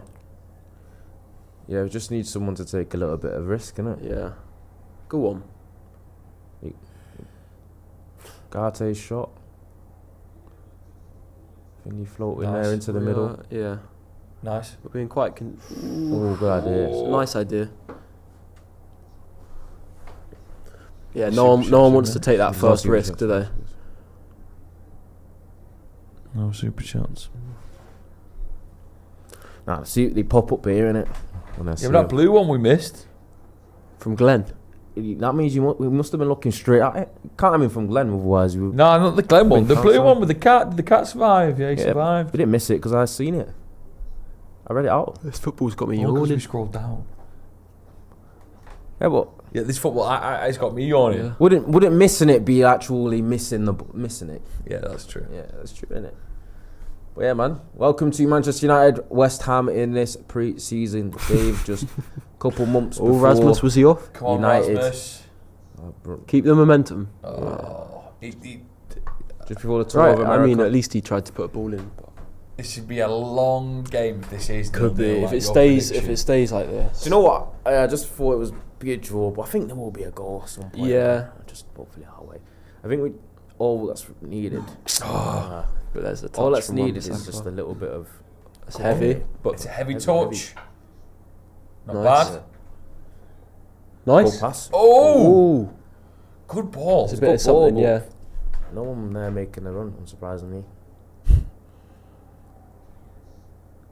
You know, they're bopped out now. He loves a body feint, man. I think Yeah. those. He's a winger in his youth Yeah. days, isn't he? Yeah. He might be the most unconventional looking winger Mm. I've ever seen. But But he's an underrated dribbler. I always thought that when he was here. He rarely lost the ball under pressure. He just didn't make it look pretty. He has that. He Doesn't has like really a, matter, he has does a it? janky dribbling style Yeah, that kind yeah. of throws off defenders as well. So it's actually hard to get a read on him or Yeah. tackle him. I know West Ham That's fan. why I always felt a little bit like in Europe, for example, he could be a useful player to have in your squad if you kept him on fairly low wages. For those one-off games where you have to face an Mbappe or a Yamal, he's one of the few players in world football who gives you a hope at being able to keep players like that quiet. Yeah. No West Ham fans are fans of him. No, they're not. No, they are. The fans- Yeah, I fond think of they him. are They are quite fond of him. They think he's been one of their only like Shining lights. decent performers. Yeah. West Ham got a bit of the ball now, going forward. I think we're We're getting back well. Yeah, we get back really well these days, and that was a big, obviously, emphasis of Amrim's early days was getting back in transition, which just didn't happen Where under we go Ten on. Hag. Yeah.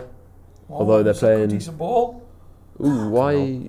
Oh, It's 1-0 West 1-0 to Ham. West Ham. It's Souček. Kudus ghosting in inside left foot channel, fires it across, and Aaron Souček. Wan-Bissaka doing very well for West Ham there. It's a What good pass is from Wan-Bissaka, going not tracking on? runners, and Souček kind of goes in. Looks like he gets a touch on it. It's This is what slightly worries me is because we can say we can say like Ain't walking, man. we can say to ourselves, oh, this kind of means nothing now because we've got the Europa League to think of. But these are the same teams we're going to face next year, and this is a decent team for United. And So so who just sort of wandered through there. The camera went in on Amos, but There seemed no resistance whatsoever yeah, to it just seemed playing good through bit us. of play there, but it just seemed like the bit of passive pressure. Mazraoui's very high there turns. for. Amma fires it in. I think that comes off. I think that might be a Hamas own goal as Is it? well. I think Kudus fires it across. I don't know whether actually Souček was actually the one that got the final. No, it was, yeah. It was. So he's got, yeah. So Souček's got a touch on it, and then it's hit Hamas as well before it's gone in as well. But Ahmad's committed really early there. 1-0 down. I don't know why Mazraoui was so high in the block there, but Not a lot of people very happy here. Forest also equalised. Forest have equalised against Leicester. A lot of people saying it's absolutely typical, says Dancy, so poor. Yep, all that possession for nothing, says Cooper. Eddie 1900 said Amrin's football is shocking, I'm sorry. Awful defending, says Phil Berry. 17th confirmed, says Callum. Just been a bit toothless, isn't it? Been a bit toothless. We are only 27 minutes in. Third of the game gone. We can still get in this, can't we? Yeah. I mean, do you think the players are arsed They don't look arsed. about this game right now? Of course they are. If I was on Premier League winning bonuses, I'd be asked as well. That's another thing people remember. Get a good bit of cash for winning games. How in much this level of extra footballer. cash do you think? A few £1,000s? A For few one game? £1,000 at the very least. That's like, I don't know, a few £1,000s is very underselling it. How much could it be? Well, Because if it's well, £10,000, alright, Joe, if it's I'll tell you. Joe, I'll £10,000 tell and you win every game, that's an extra 380 grand you Yes, get in there. yeah. I don't think you realise how big win bonuses are at that level. I'd like to There's know. a lot of the footballers that can actually live off the win bonuses that you get for some teams. One of my mates plays a season in Premier League football for Huddersfield as a right back. I think he didn't really start many games, if any. I think he started one game against Wolves away at the Molineux that he won, and that was for Huddersfield, who were just a promoted team. And the win bonus for beating West for the Wolves game, he told me, as a starter was 15k. Jesus. And that's for Huddersfield that were promoted. God. So I don't even want to Wouldn't begin mind to that. think what the winning bonuses are for these other 50K for a teams. win. Mad. And obviously there's goal bonuses as well. There's Yeah. clean sheet. There's a lot of bonuses in contracts. It's not just base wage. And I also do know that the best winning bonuses are in the Bundesliga. They're meant to be crazy in that league. What, more than Premier League? Yes. Wow. Like some teams are forking out 30, 50k bonuses. for wins. Really? Yeah. Per player. So how many... But not every player will have the same. Oh fucking hell! and what means you get it if you get on and play It's football? not, I don't think it's not. You don't get. I don't think you get the win bonus if you just come on for 20 minutes in the Right. game. I think it varies. I think it's most likely if you've started the game and played more than 65, 70 minutes Mad. maybe. I don't know the logistics. I just know there's win bonuses. There's a lot. So I just think I think our players asked about losing. Yes, just professional pride anyway. But obviously there's financial incentives as well. There's a reason why clubs put that in contracts so that you have a bunch of players on that want to win games. Yeah. Do you know what I mean? It's quite good, isn't it? You know what I mean? It would Yeah, but you help. want certain players that just want to win regardless, don't you? Yeah. Yeah. But they don't look like they want to win. They're not playing with the intensity of a team that's really that bothered at the moment. Oh, it was Finn's birthday on Friday. Is it? Was It it? was. So happy birthday to Finn. Happy birthday, Thank you very Finley. much. Grand age. Not a teenager no more. 20. 20. Yeah. Wait, I thought I'm, you were 40 and you just looked 20 because of olive oil. No, yeah, I meant I always when people ask when people ask me my age, I give like the olive oil adjusted age. Do you know what I always found? I'm mad. I don't know why we do it. Why is the age of 21 more important than the age of 20? It's weird, isn't it? It feels like we should celebrate it's just 20 an like 30, Americanism, 40, isn't it? 50. Because of American drinking age. Yeah. Is that why we're asked Do about you put it? olive oil on your hands, Do Joe? what fuck?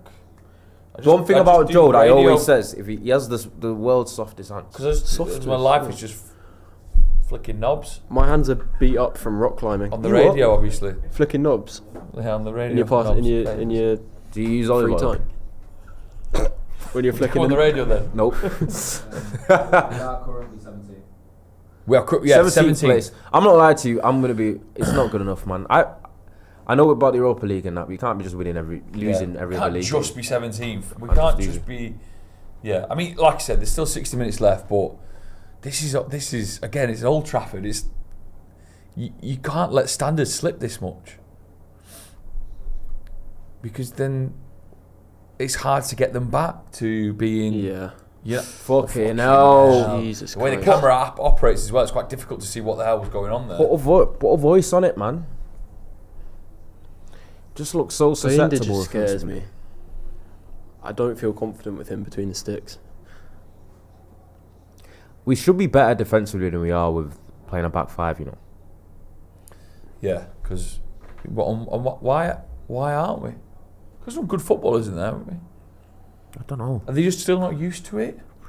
feel like we need to be a bit more aggressive about our possession, man. I feel like we Yeah, sometimes can be too easy to play isn't against. really there. I mean, Amorim isn't one of these coaches who is obsessed with high pressing. He's happier for it to be a bit more of a kind of mid Mid-block mid kind to of low vibe. block. Yeah, Zonal pressing, they call it. yeah. Okay, now that's a foul, that. This is a rough watch, isn't it? Yes, man. Yeah. Need a It quick just piss. I don't fully- think I'm going to miss much, though, am I? No. It Bring might- us back it might some, be like, the- see, you got any decaf tea in there? Bring us back a surprise or something. All right, Joe. I got you, bro. It might be the good luck charm we need. Yeah, what? Him going for a wee. Piss. Andy Williams, I don't care. This is getting to be. Oh, well, maybe Harvey could do. Have you got any decaf tea? Do you reckon, Harvey? No, it's alright. Then. Why decaf for you? Oh, because now 3 o'clock. I've got to go to bed at 8 p.m. tonight because I'm up Shit, at yeah. 4 a.m. Oh, really? So yeah, I always have to Yikes. watch my little caffeine. I'm Is that kind Ahmad? of person. Good ball. Here we go. Oh, at least he's had a shot. West Ham fans will love that. Yeah. Waking up at 4. Yeah, 4 a.m. for the radio, which is fun. Fair play to you. Yeah, absolutely love it. I don't really. I wish I could live outside the studio so I could just hop in the day. I think I went to bed at 4 last night. Did you go to bed? What were you doing till 4? Were you out last night? I was out the night before. Nice. For your birthday? celebrations in Sheffield. Lovely. And then me and some mates in a flat were watching Hereditary. There's like a horror. Yeah, proper horror movie. Blimey. Are you into your films as well? I am. Not usually horror, but I think sometimes when it's done well, it can be really good. Yeah. And are you impacted by a scary film? Because I can sometimes, it sends me under. If they're more like psychological, Yeah. rather than, I think shit horror films are the ones that are just full of jump scares and there's not actually that much kind of story to it. Quite bang. But there's some of them are like deeply unsettling. Yeah. That make you think for a little while, and that was one of them. Hereditary. Have you seen it? No, I've not. It's, Again, I'm not too good with horror films. Have you seen Midsummer? Is that the one with Florence Pugh in? Yeah, Swedish cult No, death not camp good. thing. Is that good? It's amazing. Yeah, they're both made by Okay, I might give that a watch. A24. Yes. Yeah. It's the same director. Hereditary was first, and I might give that a watch. they've got kind of similar vibes, but they're both. Because again, I don't really like horror most of the time, but I think they're both two that I really, really like. Just done well. Do you think Hoyling should have done better there? I know it was a very, very difficult volley. It's difficult, but if he's more bullyish, he can kind of make something of that. He just doesn't. He doesn't stamp his authority there enough. And do you think he will survive going into the future? It depends if anyone's there to take him. Really, Yeah. What that's happens then? what it comes down to. If you can find a buyer, and you can sign a good replacement, then I think it makes sense to move on. But it's just about who can you sell him There to. was none. It's alright. Do you like horror films? I love horror films. Do you? Have What you kind? seen? It's my favourite genre. Oh, really? Is it? Have you seen Hereditary? Yes. I watched that yesterday for the first time. Do you get impacted by it? Are you scared? Yes. That's the whole point, isn't it? Yeah, I'm not too good with it. I feel like I like the horror film genre, but I'm not sure there's that many good horror films. There's a lot of crap out there, but when it's done well, Yeah. I think I was saying a second ago, it needs to have like a psychological aspect to it. Psychological thrillerish. Yeah. With a horror theme. Get in your head, not be too like jump scare focused. Because I don't think that, like, after the first couple jump scares, it's like not actually that deep. Especially when you can start anticipating them. Yeah, exactly. That's good defending. 10 minutes from left of Euro. the first half. It's still 1-0 to West Ham. What did I miss? Hoyland had a volley opportunity and he took it okay. It didn't obviously go in. It went wide. Actually, he took it Quite poorly. Quite badly. But it was quite No, difficult this is not one. where you want to be. West Ham now pushing. Not before the They got the second exact half. same position, sort of. yeah.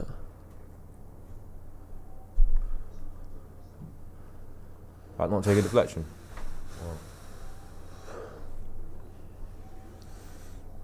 We do look vulnerable down this left side. With Kudus. Especially, with Kudus against Mazraoui, it's a little bit shaky. He's messed up there, man. We was coming in trouble with a decent delivery. Almost a bit of a high boot there. Now you got another late challenge. That's all we need, isn't it, him off? So we're not even dominating the ball now against this West Ham team. That it's just They're not a high possession team. It's so flat. Man. It's such a divisive time for United fans. You go from the highs of knowing that you're in a cup final, you can win some silverware, you can get Champions League football. That's too easy. On That's Thursday. too fucking easy, Ireland, man. And then you come back to the Premier League and you're here watching your team. So easy for defenders. Getting beat to West Ham. Yeah. That was played up to him. That was at like chest height. Yeah, He just it's actually kind of perfect to take down. He for just it. kind of just got moved aside. So another game that I'd like to see Chido brought on and get some good minutes. I know he's not got his goal yet, but there's still good signs in terms of using his got body. high potential. I still think he's a couple of years off away. In terms of being a starter, 100%, but I think he's ready for minutes, And the only way you get ready is by... Yeah, exactly. He's too good for academy football is the problem. Yeah. So unless unless you're going to loan him, which United and top teams typically don't loan the players that you consider to have really, really top end potential. So it is a little tricky dilemma. I would still keep him around the team. Do you think Harry Mass stays in the squad or goes out on loan? I think he For probably example, stays in the squad. Mansato getting a new deal. Yeah. 4 years. Go on, Ahmad. Oh, go on. Go on, Ahmad. Go on, Ahmad. Go for it. Go. For now, room. Probably wasn't there. West Ham pulling it forward now. I think we'll keep Amas in the squad and loan Leon out, more likely. Unless he comes in pre-season and looks... Has Hoyland done his shoulder? Oh, he might be done here, Yeah. Really? How bad can that... What, is it Well, shoulder He might have thrown his shoulder out. He might have dislocated it. That would be his season over. Not season over, surely. Because Yeah? a dislocation you can pop back in and be fine, no? No. Yeah, you can. It's just to get his shoulders, not just pop back in and then you can play again. Yeah, you can. You can be fine. You gotta wait. He does fall straight down and hold it. You have to wait for it to heal and stuff. Let's see if it... Depends if it's like ligament damage. Yeah, it depends if the little nerves and Is that it- trapped in. So like when you pop it back in, it will still be like swelling and pain, and you got You'd be you lucky to just be fine. won't be fine. Amrin doing there with his tongue? You'll be like he'll be able to, but then he'll have to like manage it. But we have to. Let's see. Shoulder's probably It fine. might not be dislocated. It might just be an awkward... Like jolted it a bit. What was going on there? What, with Amram? Yeah. Everyone's taking a little rest. It's Let me quite warm outside Let me see what today. people in the chat are saying. 24, let me see what the weather's saying. 23 degrees. That was way too easy for Everyone's having a Kudus little to walk. get. I'm asking in the chat. So like, with it, if you dislocate your shoulder and it gets popped in, you're not just fine to play again. Surely. Not like this game. I'd say he'd be able to. He'd have to come off. But with some dislocations, if there's not ligament or nerve damage, you can be fine for like the next game because there's no real healing to happen. I have a shoulder problem, not that bad, not full dislocation, but when you pop it back in there, it is painful. He looks like he's for about 4 or 5. He's not dislocated his shoulder. He looks he's fine. He'll He's be able moving to it. He Yeah, probably he's just all landed right. awkwardly, didn't he? Yeah. Speaking of He's fine. hydration, Hydration is key, especially on a day like today. Although the aircon is lovely in here. it is nice. This is a shite watch. To put it simply, exciting game. We needed something a bit more lively today. Yeah, Just West Ham just giving us something interesting would be. lesson. But you know what's annoyed me though about? I feel like we end up losing games going down 1-0 and without the opposition having to play well. Yeah, we can't seem to break them. Yeah. I know it seems like a bit of a cop out to say, but I do think we continually get so unlucky in some of these games where Do you think you earn we your can. luck, though? Yeah, no, absolutely to an extent, but so many of these games, the other team wins playing just as bad as we have, and we never seem to be getting the results even when you play bad. And and there are fine margins that go into some of these games where it could be flipped, just in little situational moments. And I think the luck's just not on our side at the moment. On top of obviously us not doing enough to win these games. Or have we used all our luck on certain situations? I hope we're using all of our luck in the Europa E.g. League. Yeah. Leon, last minute, Maguire, fucking chaos. Oh, frig me, Bayern falling down in the box there. I was concerned West about Ham the have got set a corner. You Another and corner. We've got another another set one as piece well. now. Ward-Prowse whipping him in that side as well. Yeah. Let's all go here. 2-0 now would be something none of us predicted.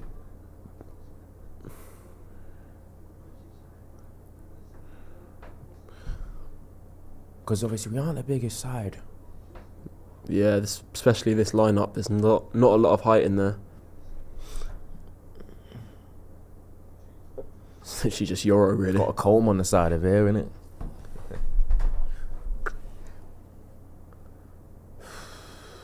Here we go, West Ham. Ball going in. Well cleared. Big clearance, First That's one of the man. biggest headers I've ever seen. He probably almost took him off his feet. Mount just headed the ball the highest I've heard. Looked like it hurt a little bit. Look at the things That we would have to, have well hurt me. Look at the things we've got to get excited about. Yeah, this wow, you can game. see the height of that ball. I could never head a ball as a kid. I'd always have like an instant headache straight after. Oh, yeah. Some people could just fucking leather it. I always found it difficult to keep my eyes open as well. I always do that little clench, the eyes closed, Yeah. and then I have no idea where it just ended up. Go on, come on, put him into it. Yeah, You know yeah. you can't. Come on. You know you can't get caught. You know you can't get caught sleeping against Ahmad when he's the best lurking. pickpocket in the game. Professional. Still 1-0 to West Ham. Can't really say too much about this first half in a positive light. Apart from Ahmad being a bit of a nuisance. At times, isn't it? At times. Not too much of a nuisance. I feel like we actually play worse at Old Trafford at the moment. Yeah, I don't know what it's about, but we don't do well with pressure and expectation, this squad. I think when we're not expected to win or we're a bit of an underdog, I think that's when we seem to play better. Spurs losing. We are not shit. Against some final. Jesus some Christ. final. 16th versus 17th, which is crazy. The European final. What would you think we'd be like if we were looking at another league and they had, say, 2 Spanish teams in there or 2 German teams that played the Europa League final, and we knew that they were currently 16th and 17th in the Bundesliga? I do think it's a good reflection of a league, though. Yeah. There's obviously 2 ways of looking at it, but Brown versus Luke Shaw, letting him go right into the box, good defending. Stayed with him. I always get concerned when you let a thingy go in there too far into the box. Inter versus PSG. Who do you think will win that? I think PSG just have too much quality. I feel like it's kind of their year. They had so much pressure on it being their year for so long. It's been one of those sort of. Well, with Messi, Neymar, and Mbappe there. Sometimes it's the seasons where the pressure just isn't on you, and then you can flourish and get over to they've completely redesigned their squad, so they're now playing as a collective, and there's just so much quality there. I think if Dembele is fit, I would have them as favourites to win that final, and then he might be the favourite to win the Ballon d'Or, which is interesting. That would be interesting. Who was concerned then? Come on, we get a break keep on it. Shit. Everyone complained saying that we had a strong lineup today, and then Yeah, I thought we'd be playing a lot better than this. I not can't lie. played like it.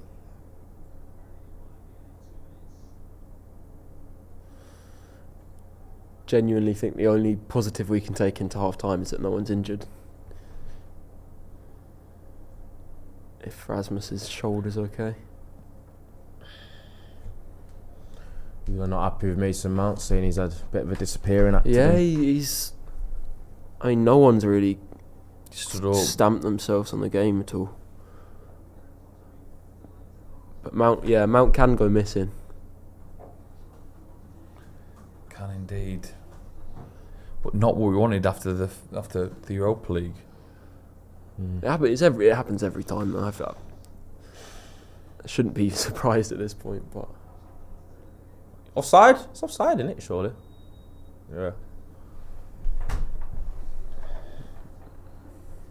So should be half time any minute now, anyway. On what will be a very poor first half for the record books, definitely West Ham. And that It is half time. To me, to you, to me, to you. You can have it. Do you know what? It's half time. We are 1-0 down to West Ham in what has been a very flat performance, very little threat, a lot of huffing and puffing, and again, too easy to play against, and teams not really having to play too well to beat us or to get the upper hand. A lot of underwhelming performances.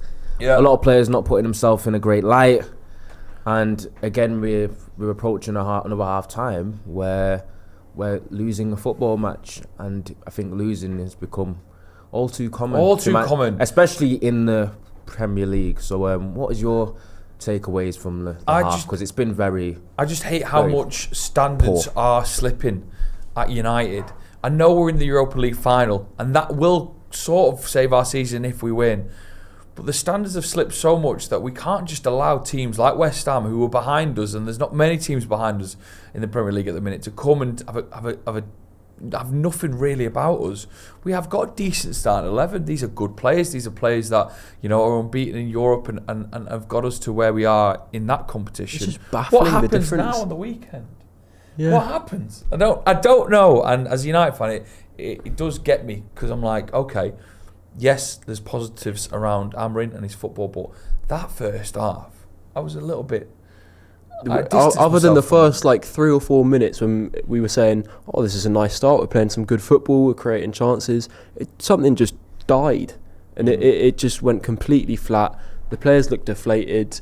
There's no real kind of intensity to any of these performances, especially off the ball. We kind of everyone just looks like a bit of a passenger, to be honest. It's like they're watching from third person, but no one's really stepped up and taken proper responsibility for really getting back into this game. Is this tactics? Is this Amorim go out and figure each other out, but don't put your foot on the accelerator too much? I can't say. I doubt that's the case. I doubt this is the case. Listen, I don't want to hear any excuses in terms of everyone's looking at the final and it's meaningless. We pretty much got 2 weeks until the final. Every time you come out and you put a United shirt on, no matter what the game is, you play to win and you play 100%. To play your best, and that should just be the bottom line of it. Do you know what I mean? There's no throwaway matches. Mm-hmm. Do you know what I mean? That's not the standards you uphold in professional sport, especially at a club the size of Manchester United. So I won't have that. I just think it's been what we've seen a lot this season, which is just looking bang average at best in most games. I mean, the best chance we've just seen the replay of was a long range effort from Bruno Fernandes. So I think that tells you a lot about the half. No, I sometimes think of the bigger picture in terms of who we are as Manchester United, and we can dissect the tactics and players and quality. But we've got 75,000 people at Old Trafford today.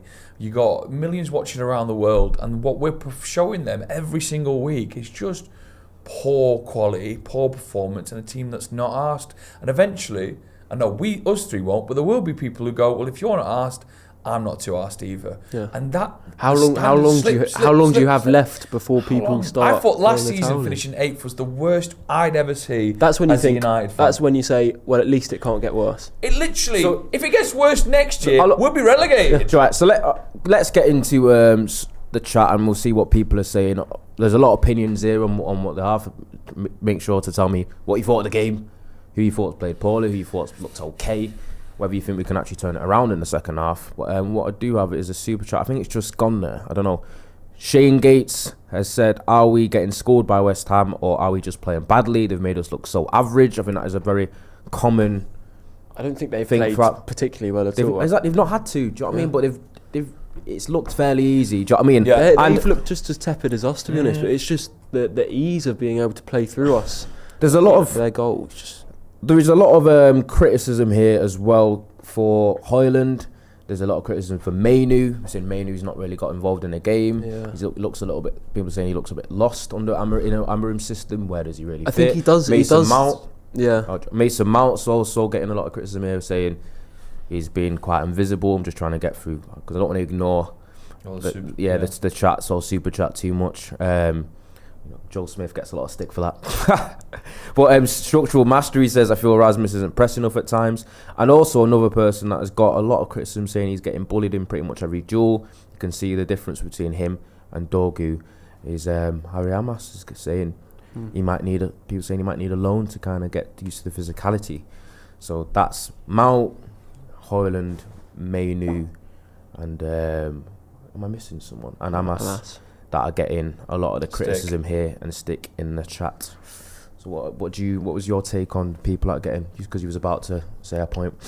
I think anyone is criticisable. That's not the word. That sounds right to me. Anyone's up for criticism when you are playing for Manchester United and performing like that.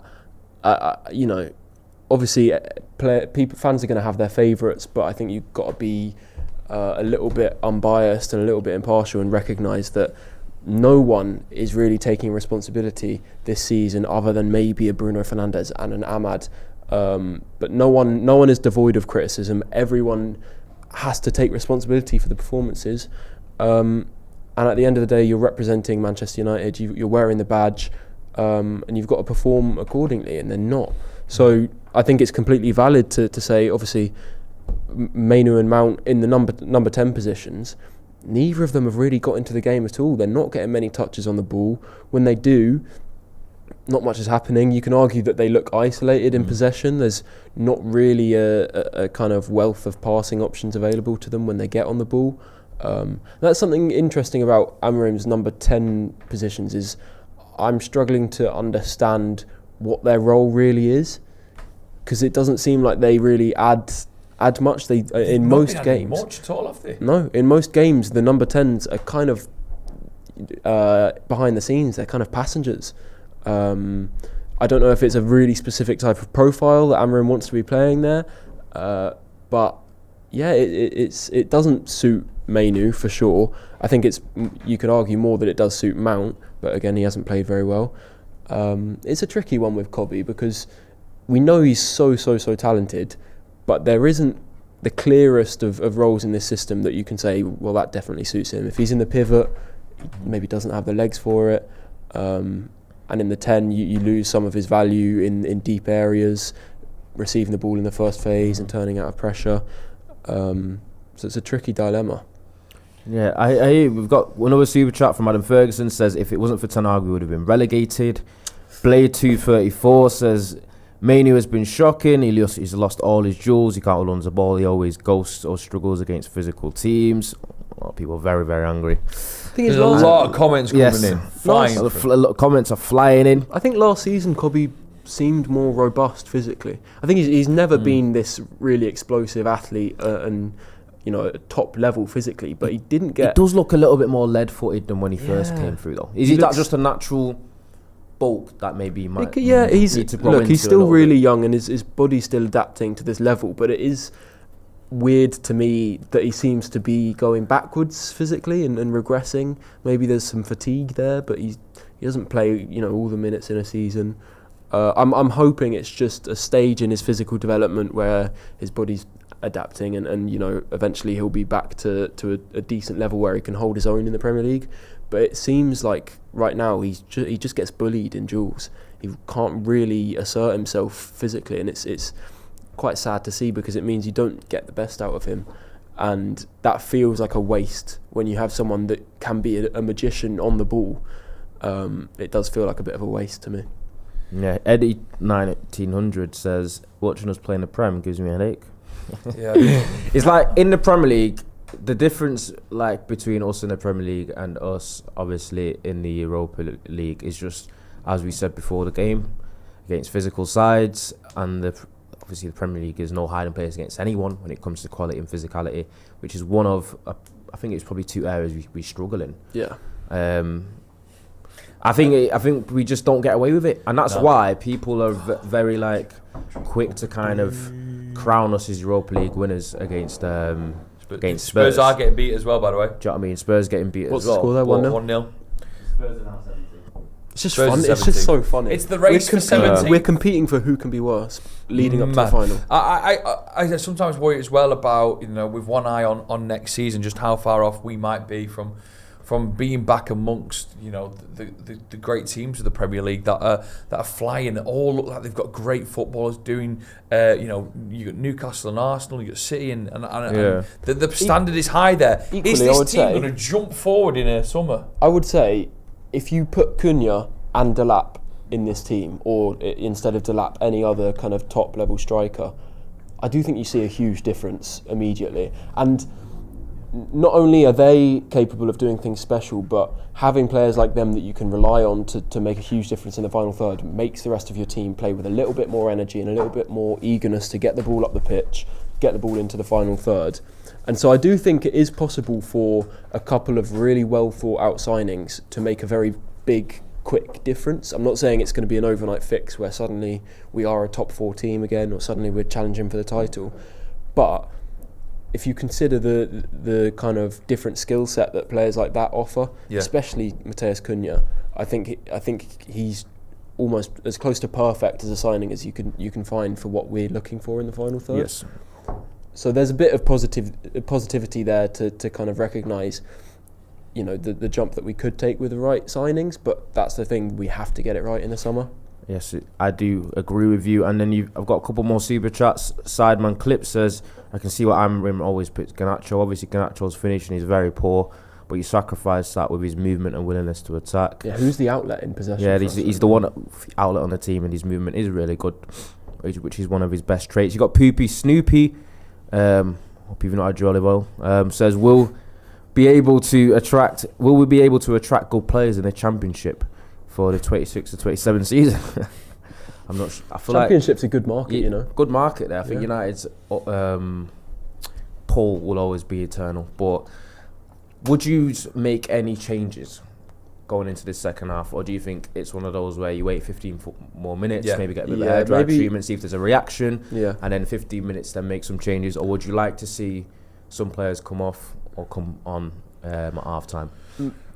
Maybe not at half time, but I think after 10-15 minutes I'd like to see Chido come on for Højlund. I think he's just going to offer something different.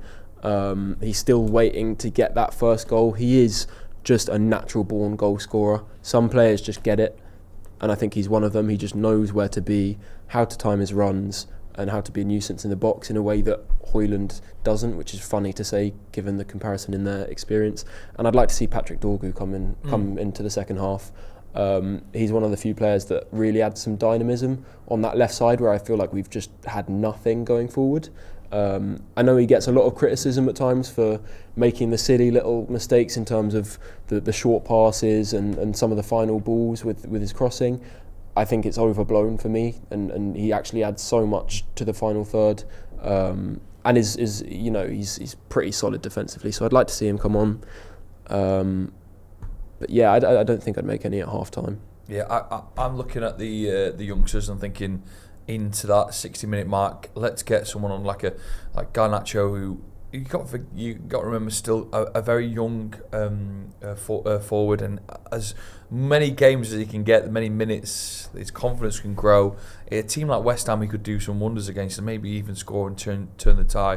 Dorgu and also Obi. I'd leave players like Maguire, Lindelof, Eriksen, Casemiro, the older players we might need in the final. Let's just leave them to have their rest. But the youngsters, get them some games. Get them games at Old Trafford. Yes. Eminem Juan Martinez, who has been a member for 51 months, what a legend, says, calm down TikTok Gen with a 30-second attention span.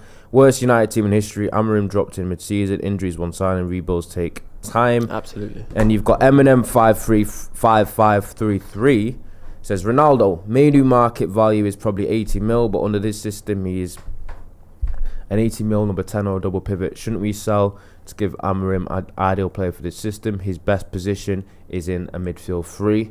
I agree with you at the end. I do think his best position is in a midfield three, and I think the system that Amorim does has it is difficult to place him exactly where he's best.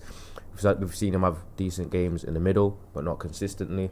We've seen him have really good games, a couple of good games in a 10, but obviously not consistently.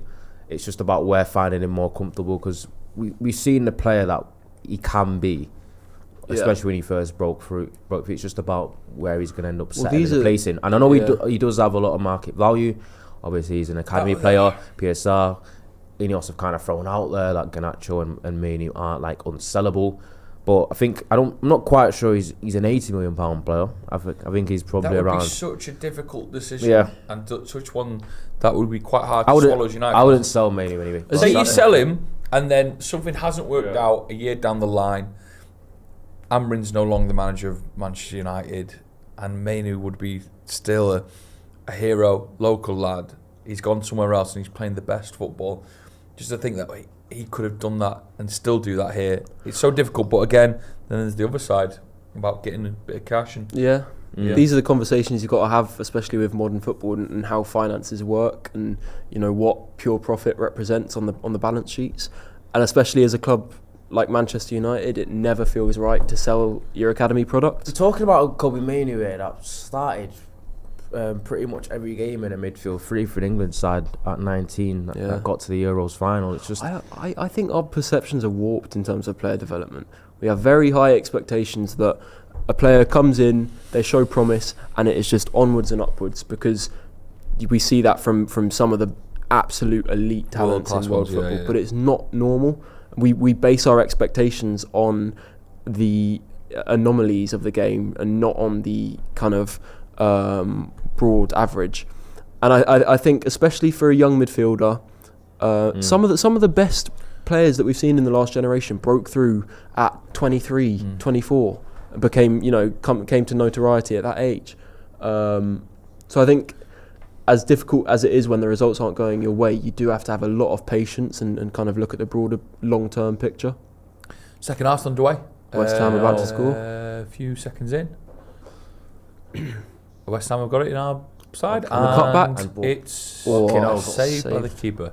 Almost that would have there. absolutely stunned me, that if that would have went in. I've only just caught my bearings and realised that the game's kicked off, and they nearly, West Ham, doubled their lead. A little bit of a mistake at the back from Amas.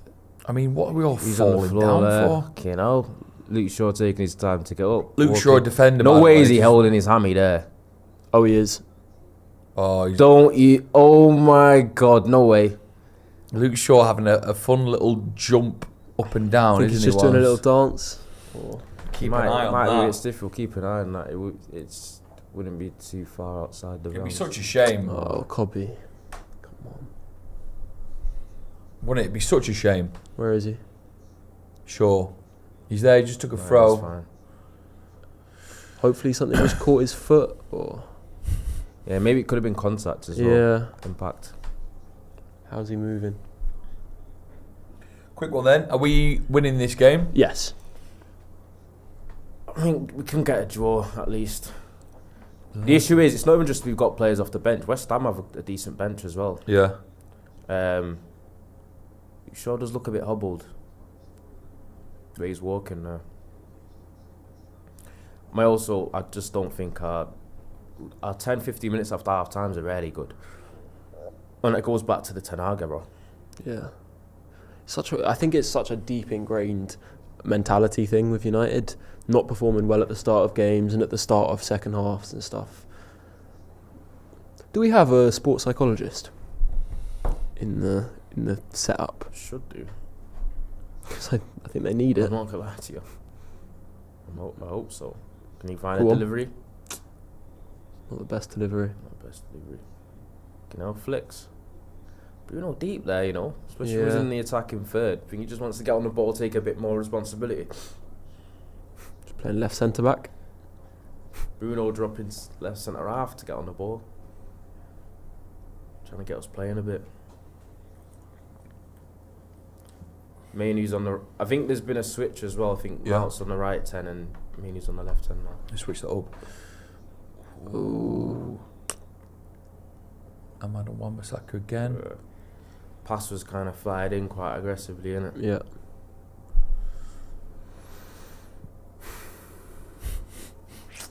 It's so deflating, and I guess we kind of feel just as much as you feel right now watching it. You want to be on these. Oh no! Is that Lenny Yoro? Fuck yeah. That's his foot as well. Has he got like a? He had a metatarsal. He's down. Yoro's down, holding his foot. Bruno's doesn't look concerned. fun. Doesn't look like And- he's. End the game. Maguire is getting stripped off. Finito. So clearly the words have been to the bench No, that this is no. not good. Lenny Yoro's injured Lenny Yoro is injured. with the final in 2 weeks. Fucking hell. It's not what you need, is it? This is the situation which we talked about, the fact we were happy to see a strongish team against West Ham today. Until this Until happens. you do get the repercussions of it. Amrin's upset, hands in the air. One of the physios looked like he was talking to the other one on the pitch. Amrin looks frustrated. Metatarsal's Maguire- Camavinga. It was because he he had can a- explain it. He highlighted it in his medical. But can you explain probably to people that don't know about Lenny Yoro's metatarsal? Well, it was when he first joined the club. There were concerns beforehand that were talked about how he had a little bit of a lingering metatarsal issue. His head's in his hands. Oh, he looks sad. The young lad. Yeah, obviously he came in pre-season and it was aggravated, and that was why he spent the early portion of the season out.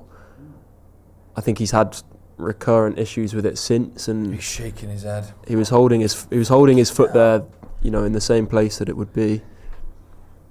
That's This is so genuinely gutting. that is so gutting. Absolutely gutting.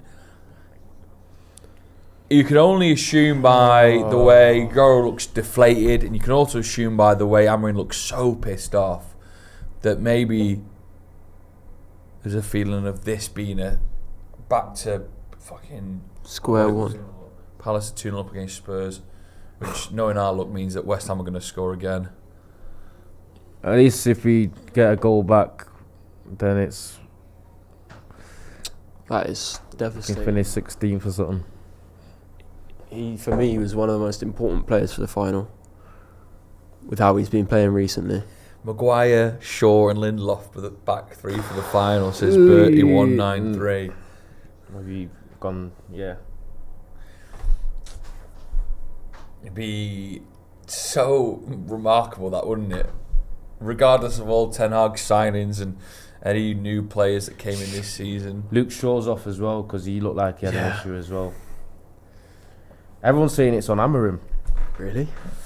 But then Who'd you I'm play? here at the start of Watchalong saying I'm quite happy to see Do you these think he players playing. Do you think he might get surgery then? If it's a metatarsal? I think I don't know. Because that would mean he's he'll out. have scans, won't he? And How long are you out for metatarsal? he already had it. recently Oh, yeah. with his last injury, didn't he have surgery for it? So. It's going to be like a Wayne Rooney, see if he's going to make the final or not kind of situation. Shaw came off in a alright manner there. Yeah, maybe he's just felt Is it something pre-warning? minor. Yeah, I don't think you take a centre half off at 50 minutes if they're fully fit. He felt something before, and it was hobbly-ish. Ruben's really not happy. His whole complexity of his face has changed, Yeah. Ruben Amrin. He looks stressed. He does look stressed. He doesn't normally let it show too much, but he has there.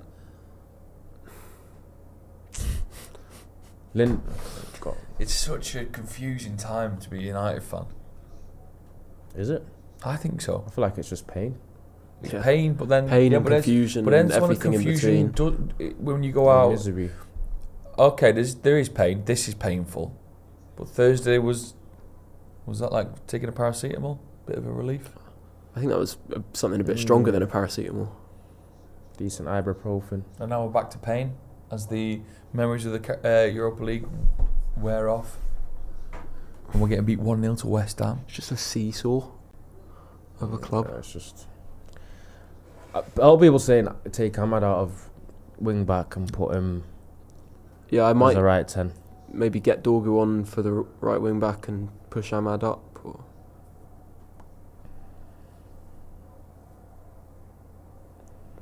that's so annoying. Dorgu probably will come on for Hamas at some point as well. What do we know about the Dillett situation? I think he's back soon. That's Should be back for that's the nice. final, I think. Even West Ham leapfrogging Tottenham and United as things currently stand. Oh, my that's God. a pen. It's a pen, no? That's a pen. We might get that. Yeah, we should. They'll check it. We'll check it. Great. I think that's a pen. Great bit of play from Fantastic Ahmad. little run from Ahmad there. Great little players. If there wasn't a shot, then that's a straight pen. It's being checked anyway. See the brilliant bit of skill. If it didn't roll on to Mount there, then that's. Oh, he didn't. Nah, no contact. He's not going to get that. Bloody Nora. Not the little hand pull. Yeah. Yeah, it would be harsh. It's been checked still, so has it been cleared? It looks like he's getting ready to block. Yeah, it's been cleared. Yeah. Fucking hell. He's got a big. Well, we got a corner out of it. Eh? Yeah. It's like Rickon from Severance. Need to whip it in first time there. Shite this. Well, at least we've got an aerial presence now, innit? At least with Maguire. Yeah. Balls often find his head. I think we're about 5-10 minutes away from wholesale changes as well. Now we've seen a double centre half change. Don't get much more pre-season than that. I know an injury kind of was for one of them, no, but good ball. Is that another? Maybe third time lucky. Yeah, keep See. him coming, keep him coming. You know, Kobe Mainoo was always a good header of the ball in the academy. He, I'm surprised he doesn't get. Obviously, he's not that tall, but he's got a decent leap on him. Could get in there. Come on. Nice. Go on. Oh, Got to do better than that. Ref. He was pulling Maguire there, but he's not going to get that. No, Maguire loves a good complaint, and he's great. He's one of the best at it. If it was Nero that bought the delivery. Go on. Ahmad. Oh! It's good defending. Good defending. West Ham now. Now on the break. Pushing on the break. What have we got? Good tackle. I thought it was going to be a great tackle then. But He slowed him down well though. Yeah. Sometimes Now we've got Ruku. Sometimes it's the Shaq rule with players like Maguire. What do you mean? What's Like that? Shaq can, like he was so big and dominant as a centre in the NBA that foul calls against him it had a bit of a higher threshold. Oh really? So it's the same with smaller players. Like someone against Maguire, like the contact on him in the box. Do you know what I mean? He's got a bias against him. It's got a bias against big, strong players. Say it's like a smaller player, you might get the decision. Nothing. People say it positively for someone even else like Martinez. Like Martinez is a small centre half, so he gets away with being a little bit more physical. Yeah. Yeah. Oh my God. Okay, now. We've had a fair bit of bad luck at the back, haven't we? Oh. In the box, you feel like you can't tackle people, innit? He made that look. Come on. so- Yeah, Let's have a- made it look as the world's best save, but it was just maybe a. Who's decent running one. to support the break? Oh, what are you That's doing? not a foul. That's embarrassing. That. Oh shit. Oh. He should have passed that. Oh. Oh my God. That is one of the worst goals I've seen Absolutely conceded. ripped apart. That is genuinely one of the worst goals I've seen conceded by Absolutely United. Awful. That was atrocious. Jesus Christ. Everything about that, from the midfield Ugarte breakdown.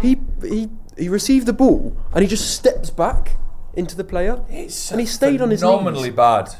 Ugarte. I'm not saying That is horrible. it's a gender. The defending after it is poor, but Ugarte getting caught on the ball. I think he tried to buy a foul, but it wasn't given. He's just the way he looked stayed on very his soft. knees afterwards. Get up and chase it. I find myself being too hot-headed in these situations. Look at this. when we go Look, 2-0 look down. at this. Unless he's injured, what is he doing? Do you know what I mean? And then the lack of resistance to. How this cop? Oh, That is You know, even Bruno there needs to get across the cut back. that's some assist. Oh my God. You know. So easy. Yeah. it's far too easy. It cuts across 4 different United players. Then That's so soft. Man. oh, it's so comically bad as well. tries to make the contact. That's one of them. Some referees might give that, but it was like Just lurking. that's a great pick out. It is a That's great such pick a out. good You know, pick it's out a by great Wan-Bissaka pick out. as well. What the? He just sort of, and he hits it so quickly that the other 49 players are just like, where's this going? And you know, Bowen's got it. He's off. Good. Fucking hell. And Mount's off as well. Probably Garnacho. Garnacho, Dorgu, yeah. It's absolute. So I'm guessing right wing back. I think Ahmad's probably getting pushed up. Yeah. How much patience do you see the board having for Amarin next season?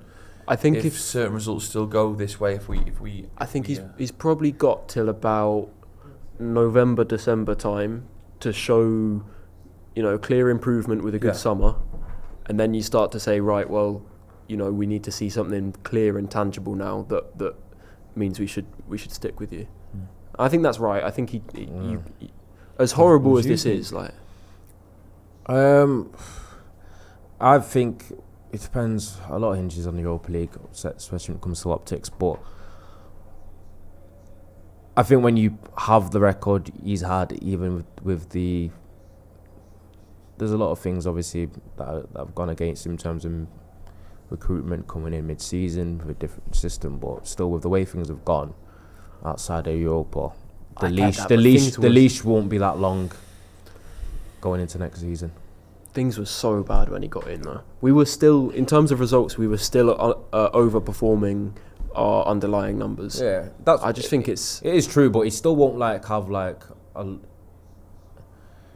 mad because league form is always going to be the biggest indicator, and it always is the bread and butter. Yeah, because the last couple of years we've been a cup team. That's why I think November, or kind of getting into the winter months, is when he'll properly get looked at.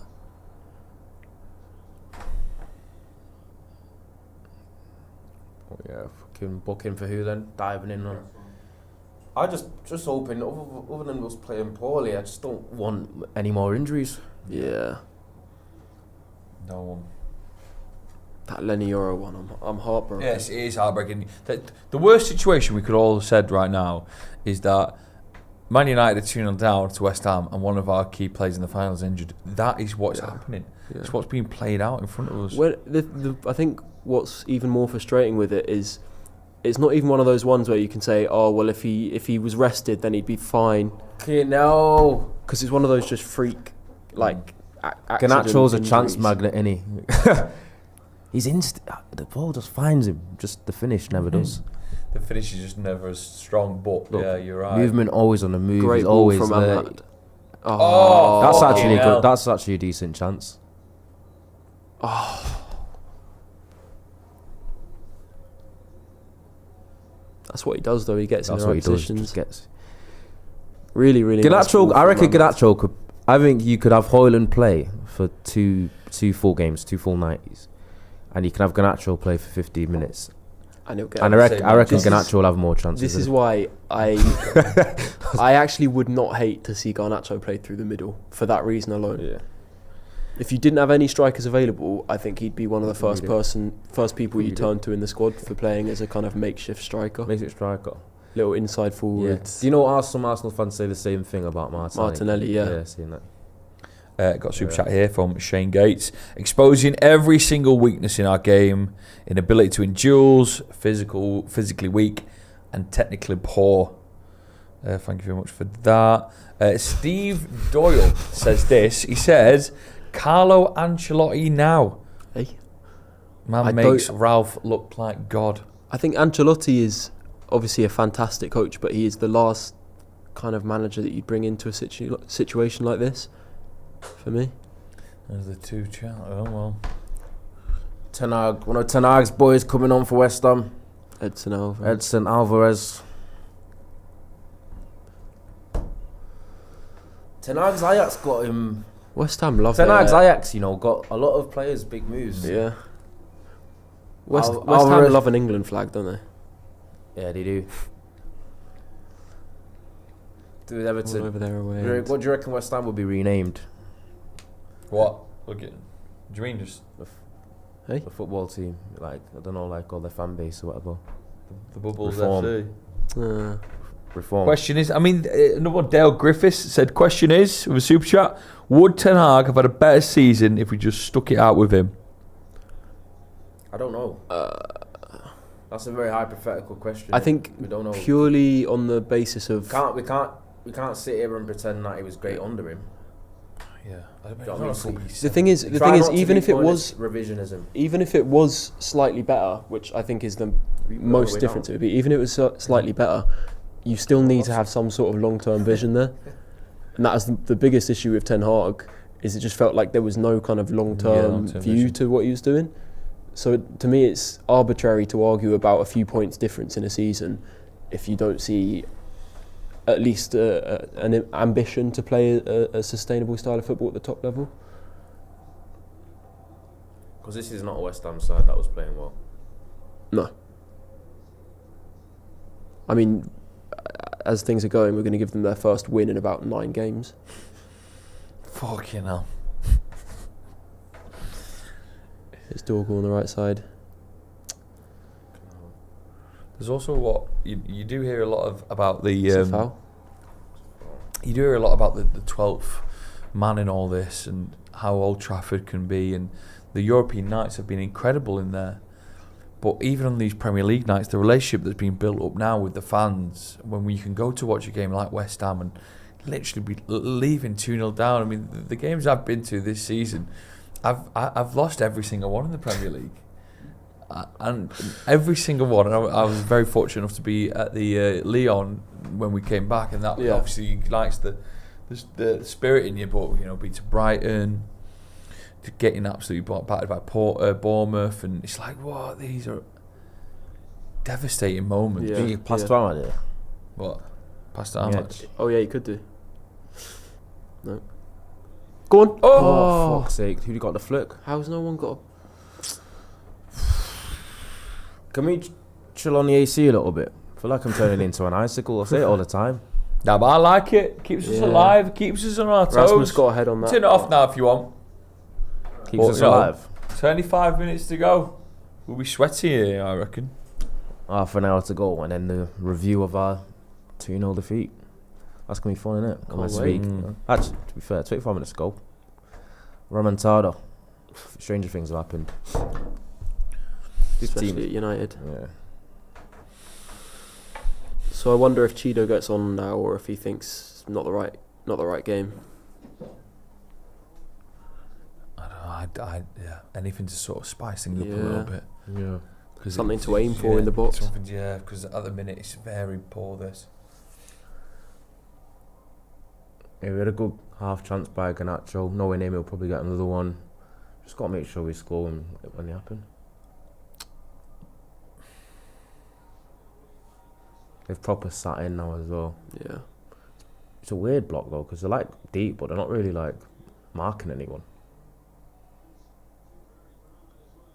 Come on.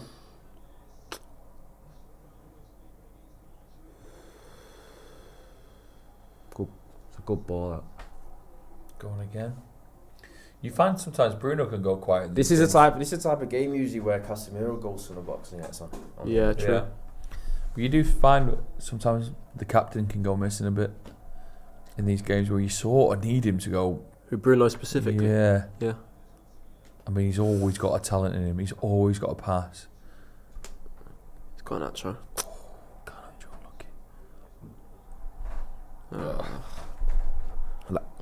Moaning, but that never looked like it went out. That ball. I just feel like it's always on the line. Fuming. Yeah, people have. Comments is absolutely raging. I think that Ten Hag super chat has spun people out. Yeah, because what's it? Yeah, I wasn't. Yeah, I wasn't they caused civil war in the chat. Wasn't in a massive agreement with that. I generally think we won't be 17th though. We would have been poor, but because he knew the squad, we probably would be around the 10 mark. The problem is, I think he'd get us higher up the league by playing a style of football that doesn't have any long-term viability in it. And it's like, well, what's the point in that? You know what I mean? I just think it's almost a pointless argument to have because We were all there course, watching the Ten Hag football. We We all all remember know how those bad it days. was, We like- all remember. We all know. we felt just as deflated watching those games, Yeah. I think, as we did now. It's always easy to say it's never been this bad, and to be fair, it probably has never been this bad. Did But- well to get to that, doggy. Fucking hell. Excuse my French. How do you say sorry in French? Pardon. Pardon. Pardon. Pardon. Pardon. Is that? Pardon. Like, pardon. Pardon. Pardon. Pardon. Pardon. Should we just go on Duolingo? Lift the Shall we? mood. Lift the mood. a I've got little. my Portuguese to do. Oh yeah. Yeah. Are you going to Portugal soon? No. Do you just thought like I'd learning for Portuguese? for the fun of it, for the love of the game. How long have you been doing it for? I always Not go on long like at all, I always go on like a few 2 weeks. I go on like a 2-week streak and then end up. What language do you Yeah. pick? I think it's Spanish and Portuguese actually, Nice. and then I end up coming off. Is that what you do as well, Ben? What you have like little? Yeah, Yeah. if I'm going away somewhere, I'll do it for a while, and then not pick it up afterwards. Yeah. Well, I'm going Turkey in a few weeks. I don't know, but Nice. Who you going with?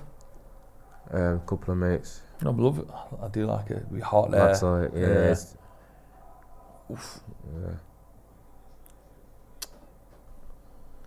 I'd love to go to Brazil maybe next year. that's the aim. Is that why? Is that why the Portuguese? Yeah. That'd Wait, be great. what exactly is enticing you about Brazil? If you don't I love the mind me music. asking? Music. I'm, yeah. I'm actually Yeah, big into my bossa nova. Is that? Oh yeah. Yeah. Yeah, Brazil does have good music. And obviously football culture, Football culture. good food. Yeah. Just seems like a. Um, Obviously, there's. Oh, Bruno. and anything else? What could you be referencing? I don't know. I'm just asking. Oh, If there's any, if the list was any longer than that. I'll have to revisit. The list. I'll keep you updated though. Did you not bring the list in? It's mental. It's a pencil list. The show I was talking about prior whilst we. I definitely want to be. Scuffed that. Still coming down though. Oh, Kobe. come on, I come on. definitely want to go in Brazil. Just bad touch. Just want, you know why it's bad touch? Because he just wants to shoot. That's Yeah. why. I can tell he's like itching. Oh, blimey. Floaty Rasmus is just walking about. Absolute It's not- drab. It's not a good cross, but Rasmus is just walking. Yeah, he kind of just gave up on And it. he was innit? just like, In the middle of, oh. Like,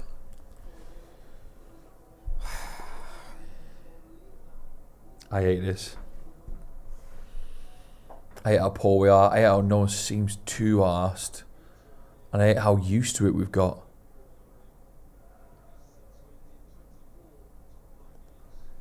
Six wins in 24 top flight games. How many did that say then? Yeah. 25% win rate. Well, fucking hell, lads. 6 wins in 24. That's 6 wins in what? 24 top flight games. This will be 2 months without winning the Premier League now. The last win was the 16th of March away to Leicester.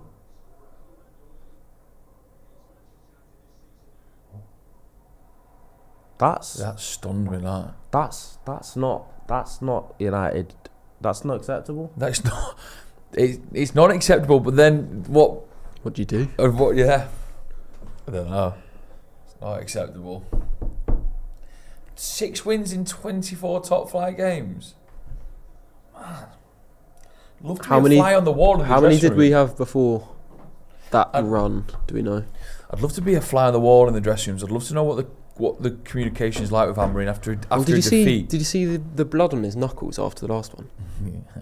Oh Christ. I just don't know how you can defend 6 wins in 24 league games. I'm sorry. But we I actually feel like that's like there's no amount of mental gymnastics you can do to excuse that. I think if we got beat that was in the Europa scary League stuff. and we weren't in the final and this was the result today, I think people would just run out of patience a little bit. Yeah. But we're not. We're in a final, and that can save the season. I don't care about the final in this instance. I'm not gonna lie to you. The league don't matter. That's not washing with me, man. It don't wash it with me. Like, we're doing well in the cups, and I love winning trophies. It's fucking what you play the sport for, and I love seeing it. Even though we've not won yet, we've still got a game to go. But in the league, which is what you're in, every year. It's what you're judged on. It's like the biggest indicator on Here performance. goes Ahmad on the break. Come Here on. we go. It's not great. Garnacho's. Set it off. Go on. Go on. Finish it. Go on. Nah, he was never going to finish it. I just didn't have any belief he'd finish. Also as well. It's a good run that he made though, Hoyland. Yeah. A good run. Ball was maybe Well, a fine. little late. I don't know. The difficulty as well. Who passed that? Ahmad. Bruno, of course. Oh, right, No, I was yeah, on about yeah, that one. Yeah. Bruno, of course. I think he was unhappy that he got the ball, didn't get the ball. Garnacho always I is. think Hoyland's run was better. But I thought I was in. Mad. Also as well, it's the opposition we're playing here. We're going in with stats like West Ham haven't, won in how many? And also they've got missing players, some of their key players are out. And it's like, and we've allowed them to come here at Old Trafford and comfortably be 2-0 up after 75 minutes. It's mad. Can someone fact check that? I can't get past the 6 wins in 24. I can't get past it. But he's that right. can't be true. He's right, because the last one was against Leicester. How many months ago? 2 months ago. 2 months ago. Is that home and away, like just in general? Yeah, it's Premier League. Premier League. That's No. mad. Do you reckon we'd beat Bolton? Yeah, probably. And like I say, we've got 2 more games left in the Premier League: Newcastle and Chelsea. It's gonna be fun. And I don't think we beat Chelsea because I think we don't play. Newcastle's first, yeah. Because Chelsea I believe so. Do you will have Villa? Chelsea will go for. Oh, what's it? Last game of the season. Let me check, mate. Like after the final, or have I made that up? United beaten, is it under Amorim? United Oh, it's beaten Chelsea and Villa. I Leicester do away, apologise. Ipswich at home, Fulham away, Southampton at home, City away, and Everton at home. 6. Yeah, I do apologise. It's Chelsea on Friday, and then Villa is the final game of the season. So you're realistically looking at no wins since March the 16th. That's mad. In the Premier League. How many games have we won in 2025? Another corner as well, man. I know we've had quite a few corners, just don't. Yeah. Like, We don't do much with our corners, do we?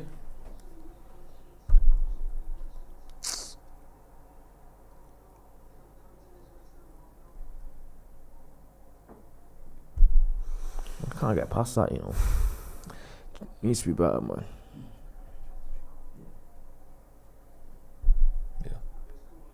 Oh, Oi. Who's that? good head. Was that Maguire? Yeah. Great It's head. a second good effort. Maguire's a fucking danger in the box, isn't he? He is. Yeah. He's got a great head on him. Fucking hell, man. Areola does not deserve a clean sheet with that trim, man. It's like a cinnamon bun. Yeah, swirl on the top. Oh yeah. Andy Tate with a review later. He Oh. won't be happy. Yeah. We got a lot of swearing in that review. You know, And then Houston as well. demonetise it already. Demonetise it already. Houston as well joining Yeah. us as well for a review after. So if this stays 2-0, expect a couple of great, outrageous reviews coming up. But you never know. 13 minutes. Crazier things have happened. And the results are still 2-0 to Palace in the It's Tottenham game. It's just laughable, isn't it? And Forest are winning now 2-1. Fucking hell.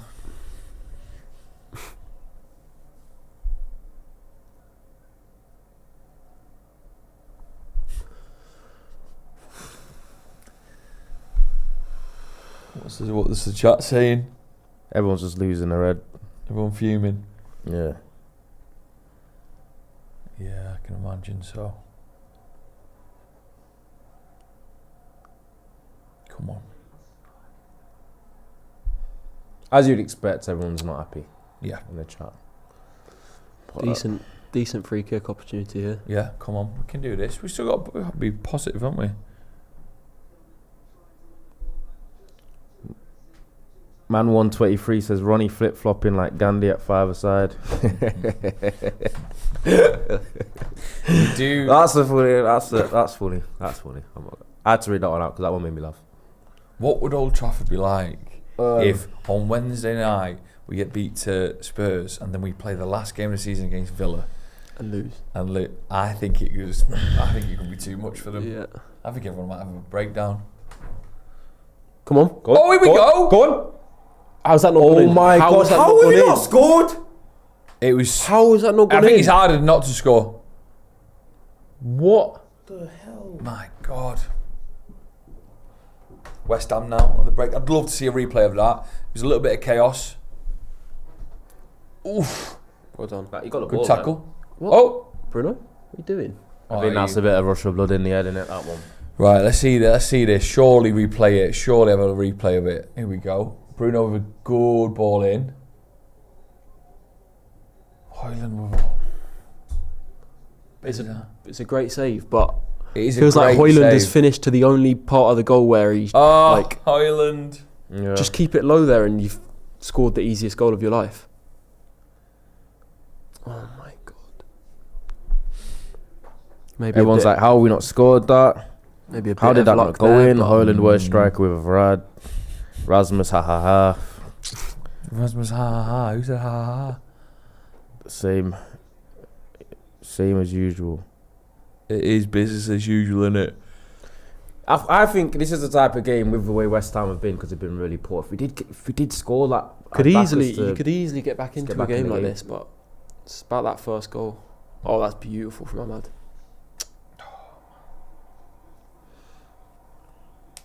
I don't think that was even Hoyland's fault. I think No, I think that he just Fulkrug just got back well yeah. because West Ham have just got into see it out mode, haven't they? See, and they've seen it out pretty well, holding the ball off us.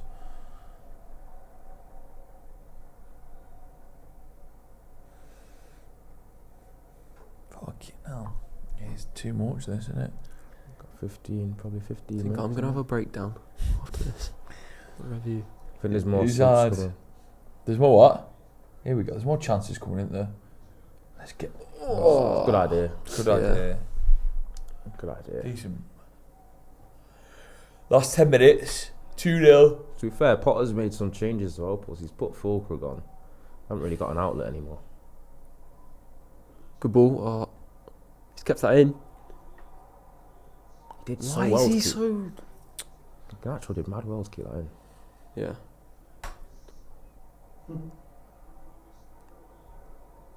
Everyone's like Maguire's Hoyland's shoot. Hoyland's Maguire so been our biggest insistent. threat.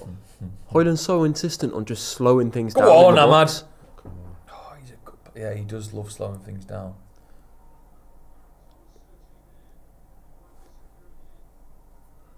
You know, slip and What's slide. his like?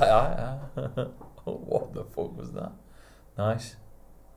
Oh my God. Oh my God. Did that go out? That looked like he went out and in. No, I think he just so close to going out. Definitely. Oh. It's just sad. It is a bit sad, yeah. Fucking hell. It's a pity foul. Yeah. It was a foul. Oh, now intense Hoyland's training is throughout the week. That's what makes you say that. Well, are they not working on it?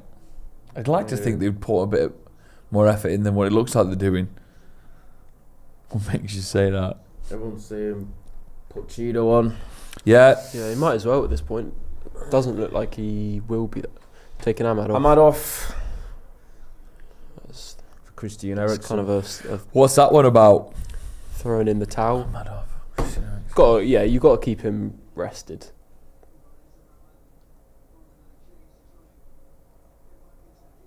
Is it just Eriksen coming on?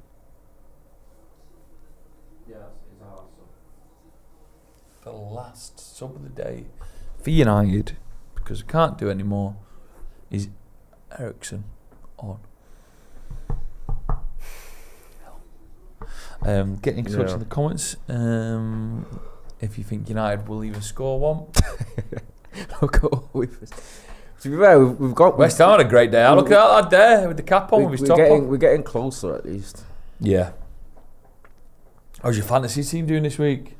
I'm not lying to you, I gave up 2 weeks ago. Yeah. I had like a really, really bad week on a couple of like the blank games. Yeah, So I they just were thought- tricky I know, weeks. I was only hovering it? around. Oh. I was only hovering around like 6th or 7th for weeks anyway, with no chance of really winning. I gave up months ago. Yeah.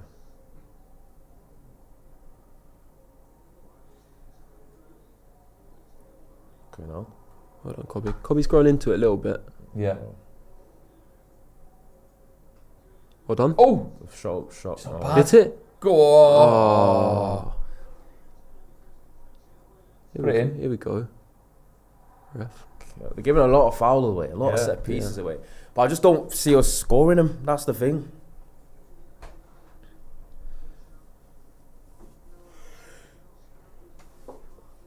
Oh man. I think Potter's helped us with the changes. Yeah, but his team might just He's see not even this out He's now. not even put Paqueta on. His team might just see it out 2-0. And what? Another set piece to whipping. There's a lot of people arguing that we don't have a great style of play. We have a style of play. I think But it's very limited it's by the not- personnel at the moment. Yeah, it's not great at the moment.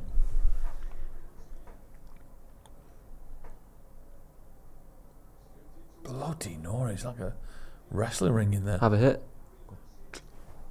It's just not going in, is it? No. It's No. not going in. Could keep going for another 40 minutes and it just won't go in. Because I still believed in it. Said it to Finn. I think if we scored 5 minutes ago, I'd back us to go and get another. Because West Ham have been quite fragile. in the Starting league. to feel a little late now. Now in the Feels a bit day. late in the day now, doesn't it? I mean, one goal will be alright.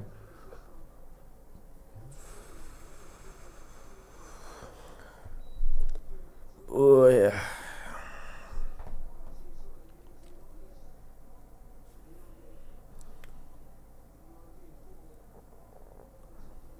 Usual lot of divide.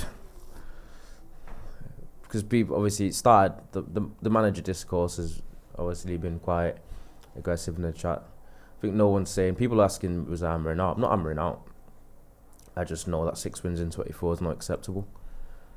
No. But I also just I think both things can be true. yeah, True. two things can Yeah. be true, but people just operate in extremes. Yeah.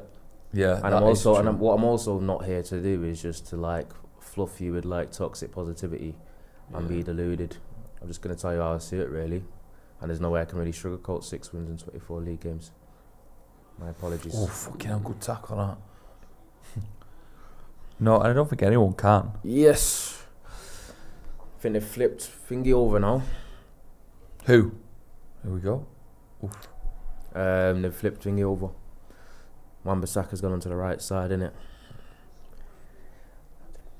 Just trying to see the game out now, aren't they?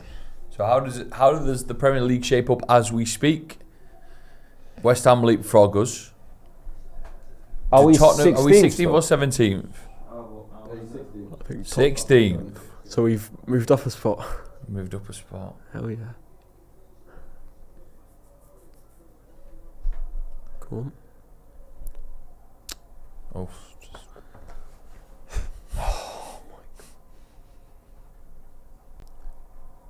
it's bad.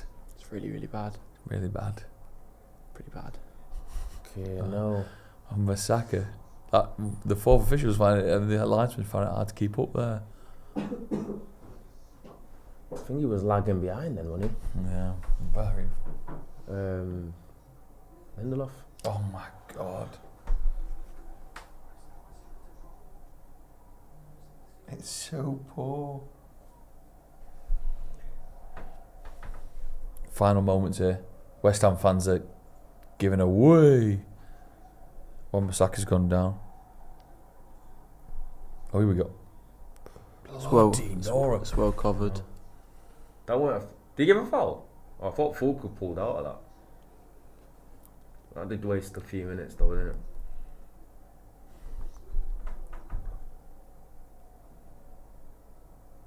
Go on. Go on. Garnacho.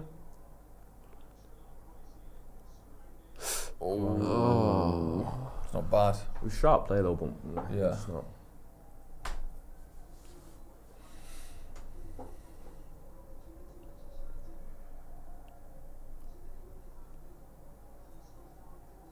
I was hoping he didn't flick that behind him, you know.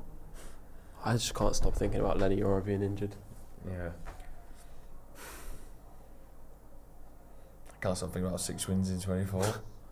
Come I on. can't stop thinking that this is maybe our only last time to get some points on the board. As I fear Chelsea's drive for Europe and so's Villa's drive for Europe is quite hard, intense. Yeah. Some good players that they will outdo us on the day. So now we watch that opportunity to get any more points dwindle away. Oh, Oh, Oh, a bit lofty. It's another corner, that. Corners, but yeah, we don't do too much from corners. Here we go.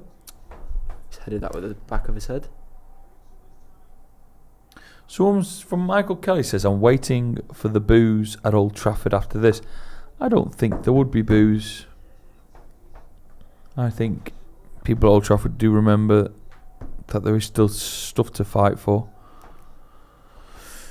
And won't give the players that much of a hard time. Whereas when I do think there'll be boos is if, you have the last day of the season against Villa and you've not got... Is it Clash of Reds? I think he's headed it. Kilman's headed everything out today. Oh, he's hit his head on the way down On there. the way down. How much stoppage time do you reckon we've got 2 for the minutes. comeback? Fucking hell. Big hit there by Bruno. Great ball. Quality. Oh, the tennis. You know. Maguire would have somehow volleyed that. Could have been the best goal ever. Going for it now, West Ham. Break. Luckily, they haven't really got numbers up. No, they do. Well, they're still still going going. for it. Fucking Yeah, hell. Wan-Bissaka 6 got minutes? So much space on the right. 6 there. more minutes of this. Out there. It's been. I did say there was a lot of stoppage. I see injuries, Euro. Just pinging it about the place.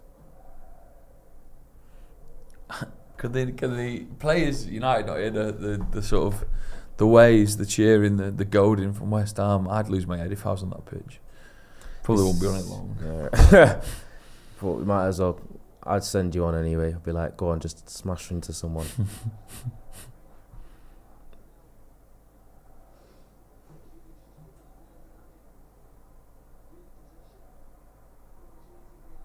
We look a bit leggy now as well. Yeah. Which is odd because I Stuck feel in like the we're mud. doing most of the attacking.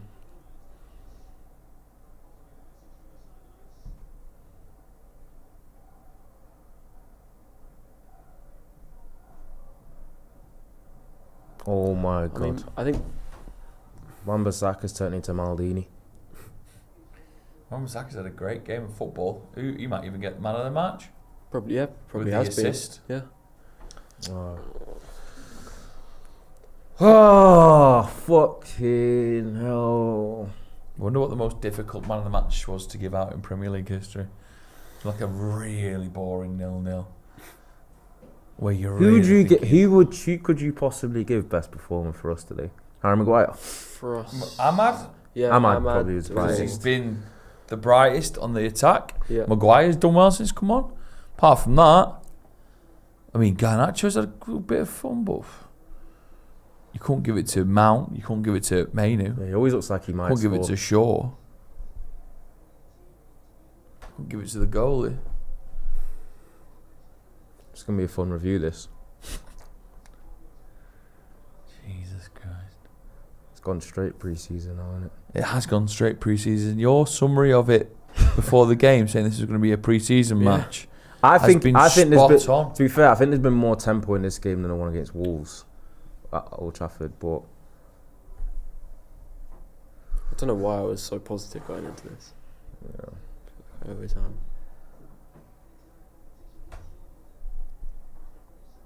Come on.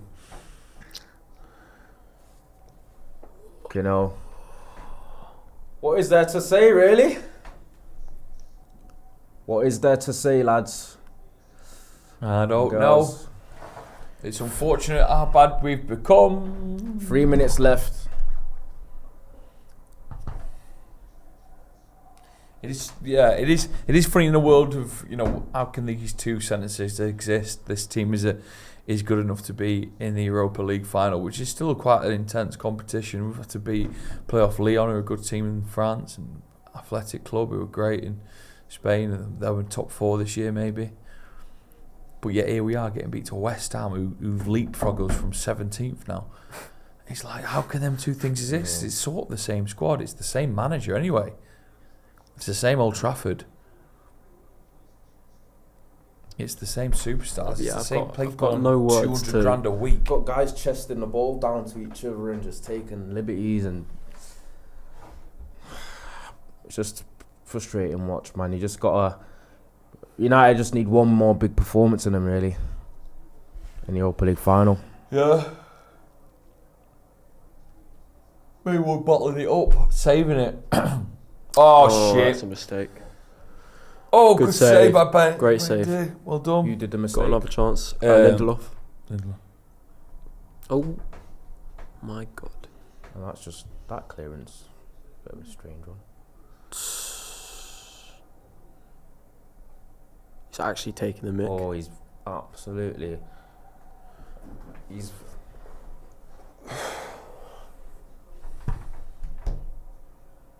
It's bad, isn't it?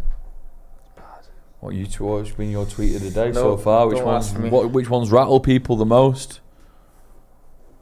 I'm not trying to rattle people. I just say my thoughts in it. Bind it. That was a great save, by the way. Yeah, it was really, a great really save. Stuck his foot out.